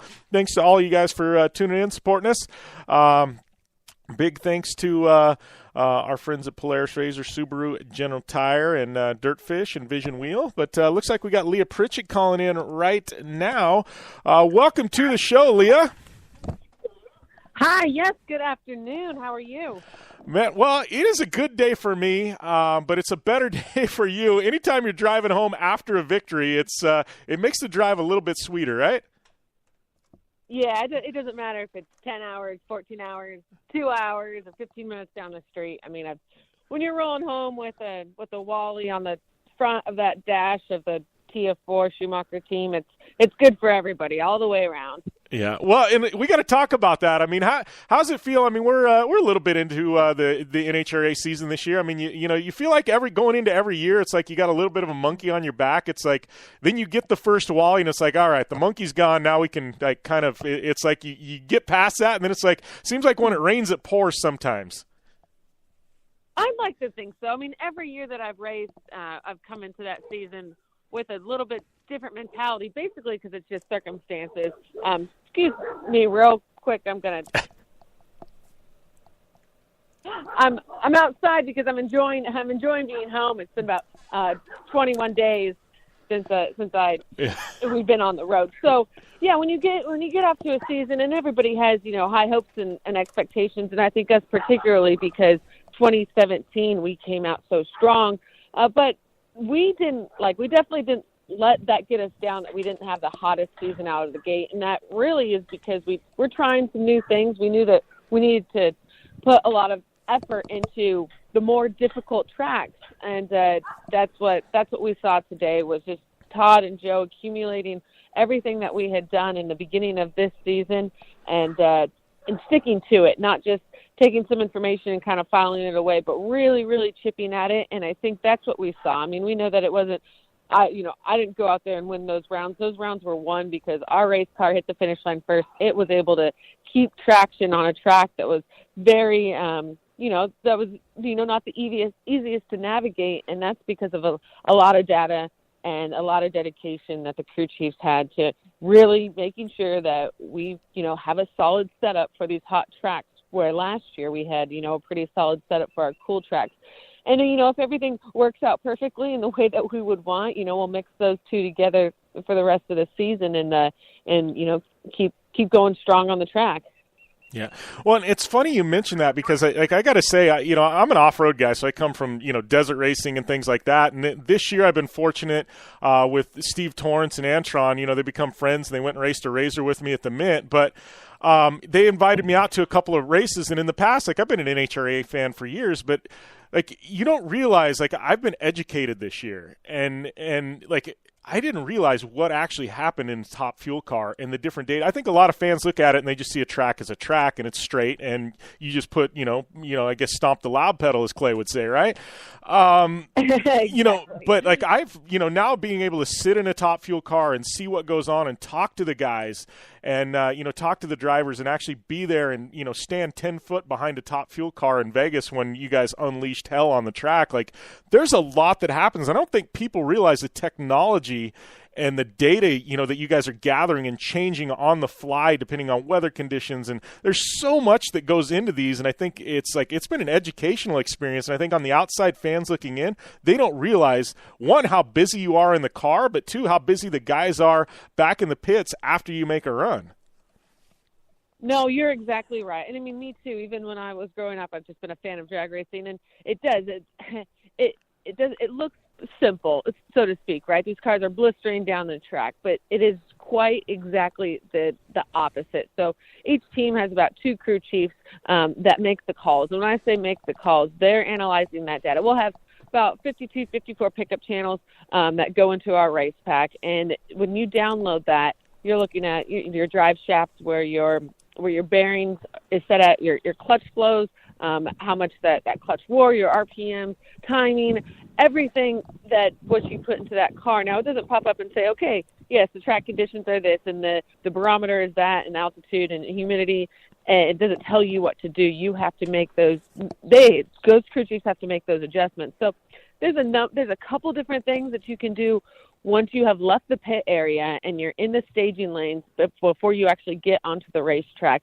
And those last minute adjustments have to do with specifically the grains that are in the air and where that altitude is changing to. But you'll change overdrive, you'll change top pulleys in the staging lanes, tire pressure. Some teams even actually change their rear tires in the staging lanes. But that's because different sizes of tire are needed for different race, for different racetrack temperatures, to timing maps. A crew chief will roll up there with 2, maybe 3 different timing maps within their box and make that very last minute adjustment based on what the cars ran in front of them to be able to, really put it down. Let's say, for instance, on Q2, so we just left Atlanta, that was the Southern Nationals, and Q2 of any race that you pretty much will go to or a fan will go to, you would bet that is going to be the best session of the entire weekend. Why?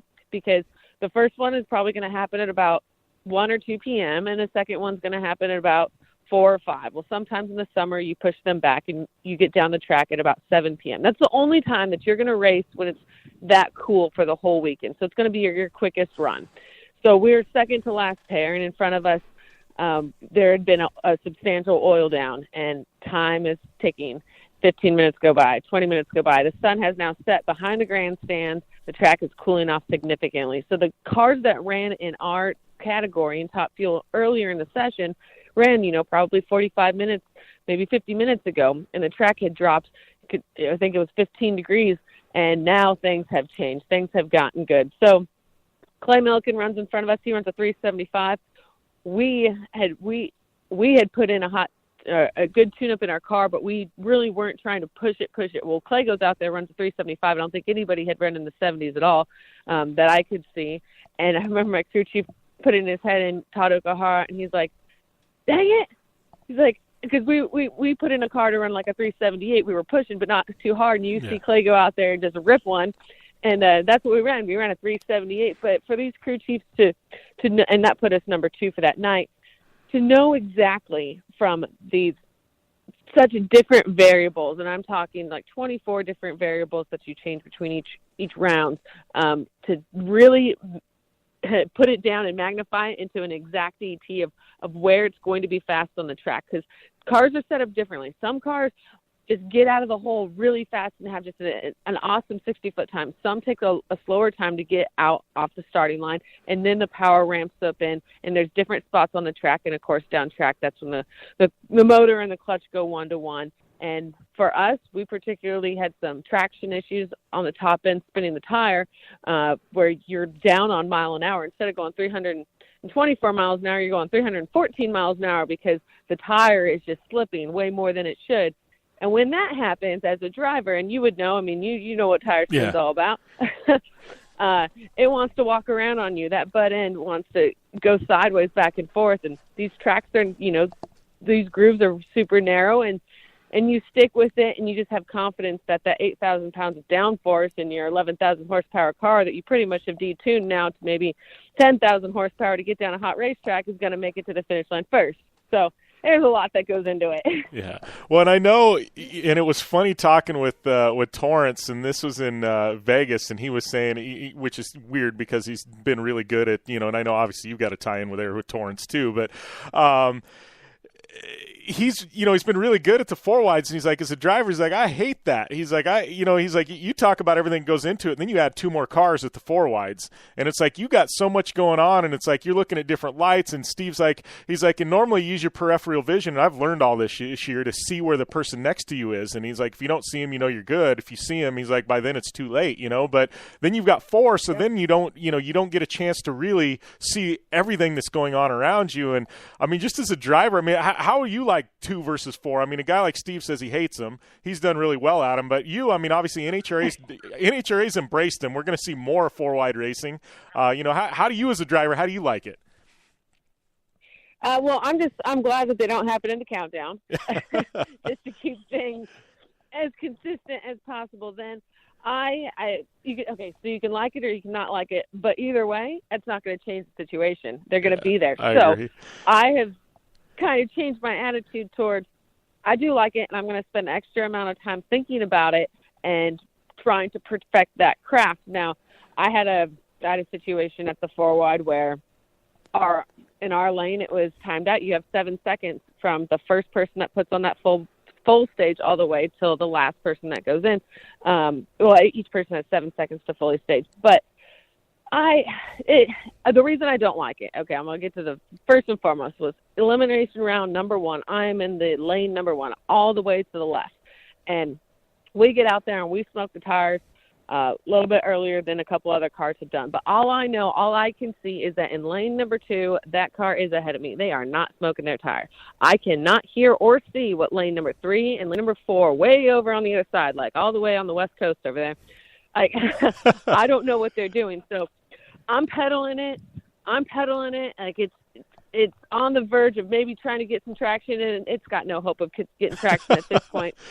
And but I stick with it, and I know, okay, maybe I might be able to make it to the finish line before lane 3 and lane 4. But I pedaled that car and stuck with it longer than I probably would have for sure than on any other normal race. But what that did is, I mean, that motor doesn't like it. Those R's come up, it's spinning the tire. We lifted the blower. We really, really hurt our favorite injector. And every properly equipped team's got 2, maybe 3 injectors, and they've got one that they really, really like. One that has been customized and has been dialed in perfectly. And that one we hurt. So when we came to Atlanta, because we're straight on the road from Houston to Charlotte to Atlanta, there's no time to take it to Aerodyne and get it fixed up. We have our backup injector in, and that changes a lot of things. Linkage is as close as possible, clearances are as close as possible, but there's certain parts that we had just really perfected. So we went into Atlanta and even I could tell a little bit of a difference even from a throttle perspective with that injector. And those are things that you just adapt to. Yeah. And obviously I think we adapted really well by winning this last weekend's race. But when it comes to the four wide, I think I had a secondary opinion about it because in Charlotte, I was racing another category as well, factory stock.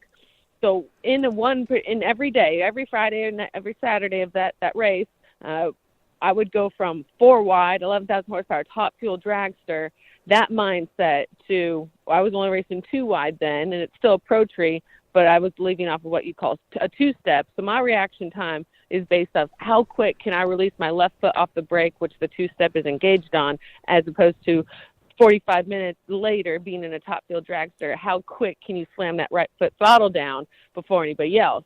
So it's just different driving styles as they happen in very close proximity of time, all while at the 4-wide with a 4-wide tree, but sometimes on a 2-wide. So it's drag racing can be really, really simple. It's the first one to the finish line, but it is actually, I think, one of the most complex, most technically outrageous tip of what is new, what is going on, and who can find power and who can make it stick to the track sooner than anybody else to a detail standpoint. That's what drag racing is, and that's why those crew chiefs up there make all the calls, and then you just get like Torrance and I who just drive the race car. Well, just kidding. I love Torrance. Yeah, no, I love Steve. He's become one of my. I got to tell you, when you get texts from Steve Torrance, you never know what the heck they're going to be. Let me tell you that. It's one thing I love about Steve. But talking about being busy at the 4-wides, I mean, we got to talk about triple duty at Gainesville. I mean, I call you a throwback because you'll drive anything at any given time. I mean, I think that's what everybody loves about you. But I mean, triple duty at Gainesville, that's an undertaking. That was quite a situation. I'm not gonna lie. I knew going into it that I was gonna be pulled in a ton of different directions. But I guess how I'm looking at it is just like you said, I'll get into anything and drive anything. But that's just because that's the only choice I've ever had. Not coming from a well-off family or racing. I always had to find sponsors to drive someone else's car, and I could only drive the car that we owned, until we ran out of money. So I would have to take any opportunity that I was given or created and make the absolute most of it. And so when I drive 3 cars, and for those who might be listening but not know, so the top fuel car is first priority, and we're chasing for points. Every qualifying matters. We're trying to get ourselves into that countdown. And then this year we have added I've added to the series the factory stock showdown, which is 7 events within the 24 events where I race factory stock for Mopar. And what that is a very, very heavily regulated class where each of the big players, Ford, Chevy, Mopar, they create a car that's from factory that you buy.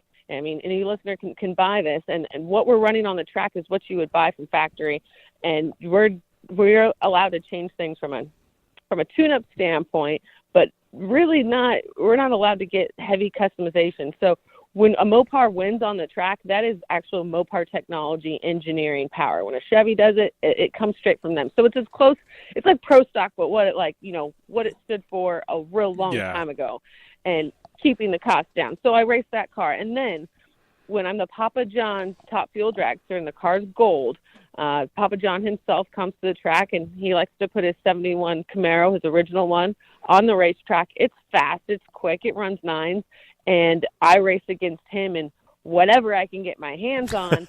And we match race, and we raised $20,000 for the Infinite Hero Foundation. Particularly Gainesville, I was running a Copo thanks to Samtech EDU, and that I had never even sat in before. But we were able to kind of get it down the track, and we needed a little bit more time with it. But at the end of the day, that's ultimately Infinite Hero Foundation's the one that made out. But yeah, it's 3 different cars. And I have to give a big thank you to the fans to understand that when I'm at the track and I have multiple teams and places and cars to be, that I try and fit it all in, but I've never wanted there to be 48 hours and 24 hours more than when I'm racing those cars, so I can fit everything in and everybody in. Yeah, and that's going to be pretty cool for you to have a sponsor like that, that actually eats, sleeps, breathes this stuff too. He's got no problem going out there and jumping in a drag car. Like a lot of sponsors, that's they sit in suits, and you know what I mean. They love what they're seeing and things, but that's got to be cool for you to have a guy who a sponsor who he understands, because he's got no problem jumping in a drag car. He definitely understands, and I think it's because of where he came from nothing, and creating Papa John's from a broom closet, and just he is like he stands for just all-American, hard work, dedication, focus, and driven through your passion. His passion is pizza. That's how we got linked up. Was he saw the passion that I had for drag racing, and I was down on my luck, and he just wanted to help our team and I. And then and he's a car guy, and then we were able to come up with. He's like, man, let's raise some money for these charities, and he's like, I'll do it. I'll go drag race my car. I don't know how to do it. I've never been that fast before, and when he's at the track, I think our demographics really align well. Not only just from pizza, but drag racing, and even in off-road racing, it doesn't get any more dedicated to power and just pure grit. So yeah, you'll never. I don't think I've ever seen him in like a suit and tie. He'll have his jeans on and his cowboy boots, or he's wearing his race car suit and cutting it up with the guys. And he definitely is a true fit with our team and what he stands for. So hopefully there's more to come. We've got more charity challenges this year, and even Antron Brown, he races against Papa as well.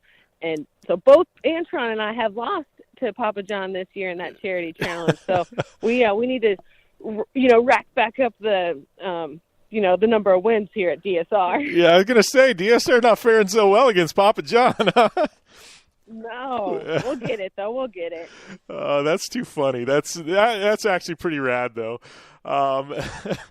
Before we let you go, though, I got to say, I thought it was pretty special this past weekend. You as a female driver, you said you fought your way, you've come up from nothing, but NHRA has really embraced, I guess the female movement in motorsport and, really, embrace you guys as equals, which you are. But to have you and Courtney Force in the top two divisions in NHRA, both on the podium, as a female's fought to get where you're at. How special was that this weekend?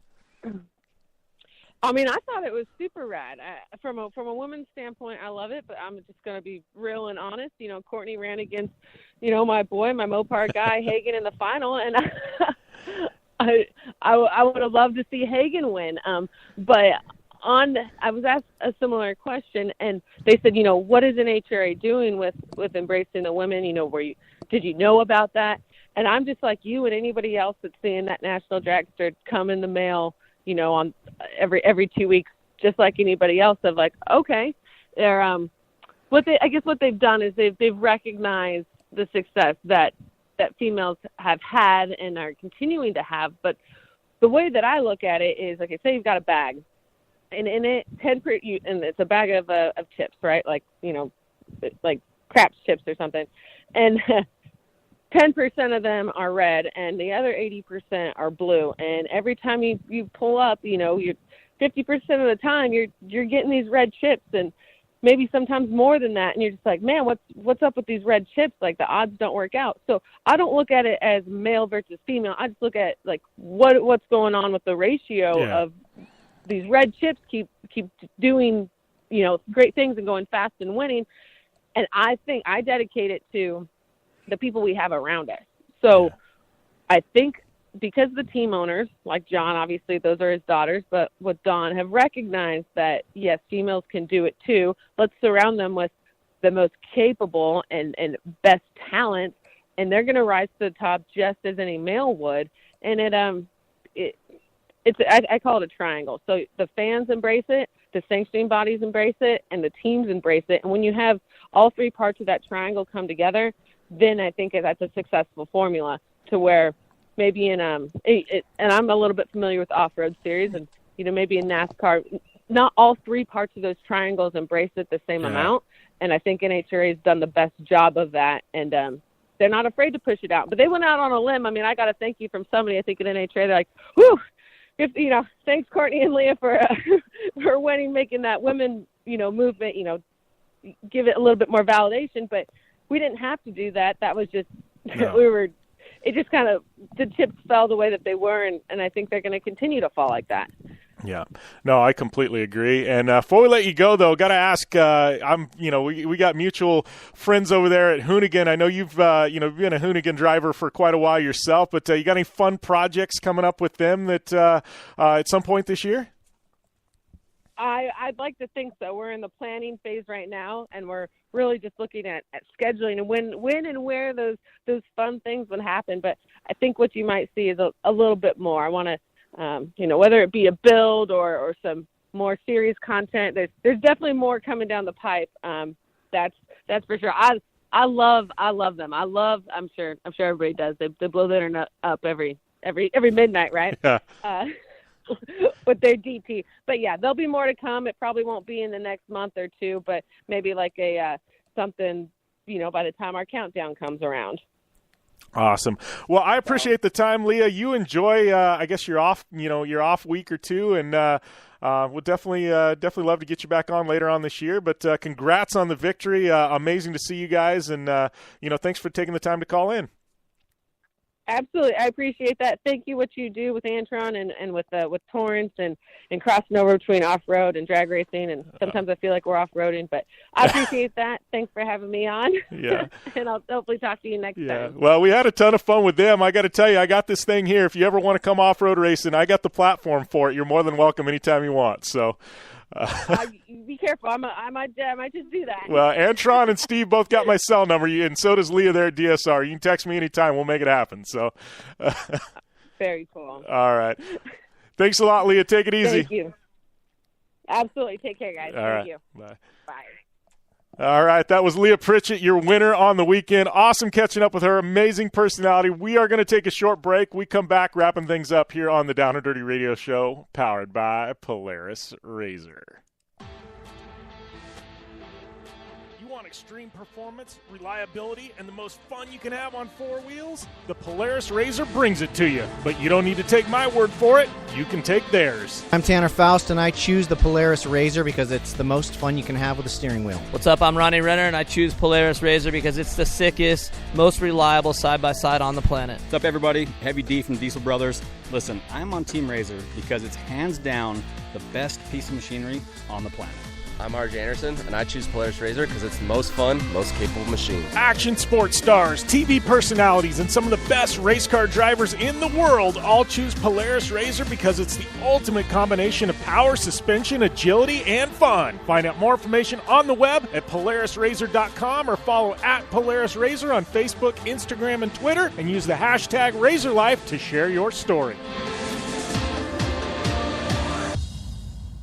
For 100 years, General Tire has provided tires for your lifestyle, your adventure, your anywhere. Born from competition, the Grabber tire offers the durability and off-road traction you demand in a tire. We put these tires to the test in the harshest off-road racing conditions to give you a tire that will make your anywhere possible. So let us take you on your next big adventure. Tweet us photos at General Tire, hashtag anywhere is possible. Because with General Tire, anywhere is possible. The Subaru WRX and WRX STI, a 268 horsepower turbocharged Subaru Boxer engine, rockets the WRX around corners and down straightaways. A race-ready 305 horsepower turbocharged Subaru Boxer engine keeps the WRX STI a rally legend. The Subaru WRX and WRX STI, it's not a sibling rivalry, it's a tag team. Get the latest from Subaru Rally Team USA at Subaru.com/rally. Looking to have some fun on four wheels? Dirtfish Rally School has you covered. Packing as much adrenaline and adventure as you can handle into high-performance all-wheel drive and rear-wheel drive Subaru rally cars is where the fun begins at Dirtfish. Just 30 minutes outside of Seattle in Snoqualmie, you'll get a chance to train up to 3 full days with some of the country's best instructors and be put through the high-octane rush of rally on mud, dirt, and tarmac. Get started today and call 425-888-7715 or visit us online at dirtfish.com and use code 911 for a 15% discount. Come to the island and rip it up this summer. Wakeboard Island. It's a skate park on water at Blue Water Resort and Casino. Check out the 2-tower cable system that pulls you and your board over the water. No boats to watch out for, no fumes. Wakeboard Island is open to all skill levels with an open center section for beginners. And for trick riders, a double side kicker in a 60-foot flat box. Wakeboard Island, the best ride this side of the Rockies. Adjacent to the River's Edge Cantina at Blue Water Resort and Casino on the Colorado River in Parker, Arizona. Thanks for tuning in to the Down and Dirty Radio Show, available live online in syndication on networks across the U.S. and available internationally on the American Forces Network. Welcome back to the Down and Dirty Radio Show, powered by Polaris Razor. Jim Beaver here, wrapping things up. We went a little bit long today, and that's okay. When you go long and it's with Leah Pritchett, it's definitely okay. Big thanks to my friends at Don Schumacher Racing for helping set that up. Thank you, Leah, for taking the time to call in. Always great to catch up with one of the best drivers in motorsports, hands down. So awesome show today. Big thanks to Justin Brayton, my good friend Juliana, Daniell, and all of you listeners. Thanks to Amy for hitting those segments. Hopefully she's killing it in Monster Jam. Supercross is over this weekend. Indianapolis Grand Prix. That's pretty much the only thing happening this weekend. I will be heading out to Indianapolis for that. Definitely looking forward to the Grand Prix there at Indy this weekend. Follow me on social media. It's at JimBeaver15 on all forms of social media, and Facebook.com/group/JimBeaver15 will get you there as well. We've also got Amy's social. It's at AmyHood71. Make sure and rate, review, subscribe on iTunes to the Down and Dirty Show as well as Project Action. We got that coupon code at Dirtfish Rally School. It's JBDirtfish. Big thanks to Polaris Razor, General Tire, Subaru, Vision Wheel, KCI Lights, Gibson Exhaust, Dirtfish, Impact, Optimus, MotoShield Pro, Terracross, and the Blue Water Resort and Casino. Pretty much I'm on the road to Indianapolis this weekend. So if you guys got, like I said, you want any specific IndyCar drivers you want me to interview, it's at JimBeaver15. You can shoot me, DM me on all kinds of social media, or use a contact form at downanddirtyshow.com, and we will try and get those drivers lined up. If you got any guests, any suggestions, anything, you can reach me at all those places as well. We're dropping a ton of content at the Down and Dirty Radio Show's website at downanddirtyshow.com. Just all kinds of news, articles, all things motorsports related.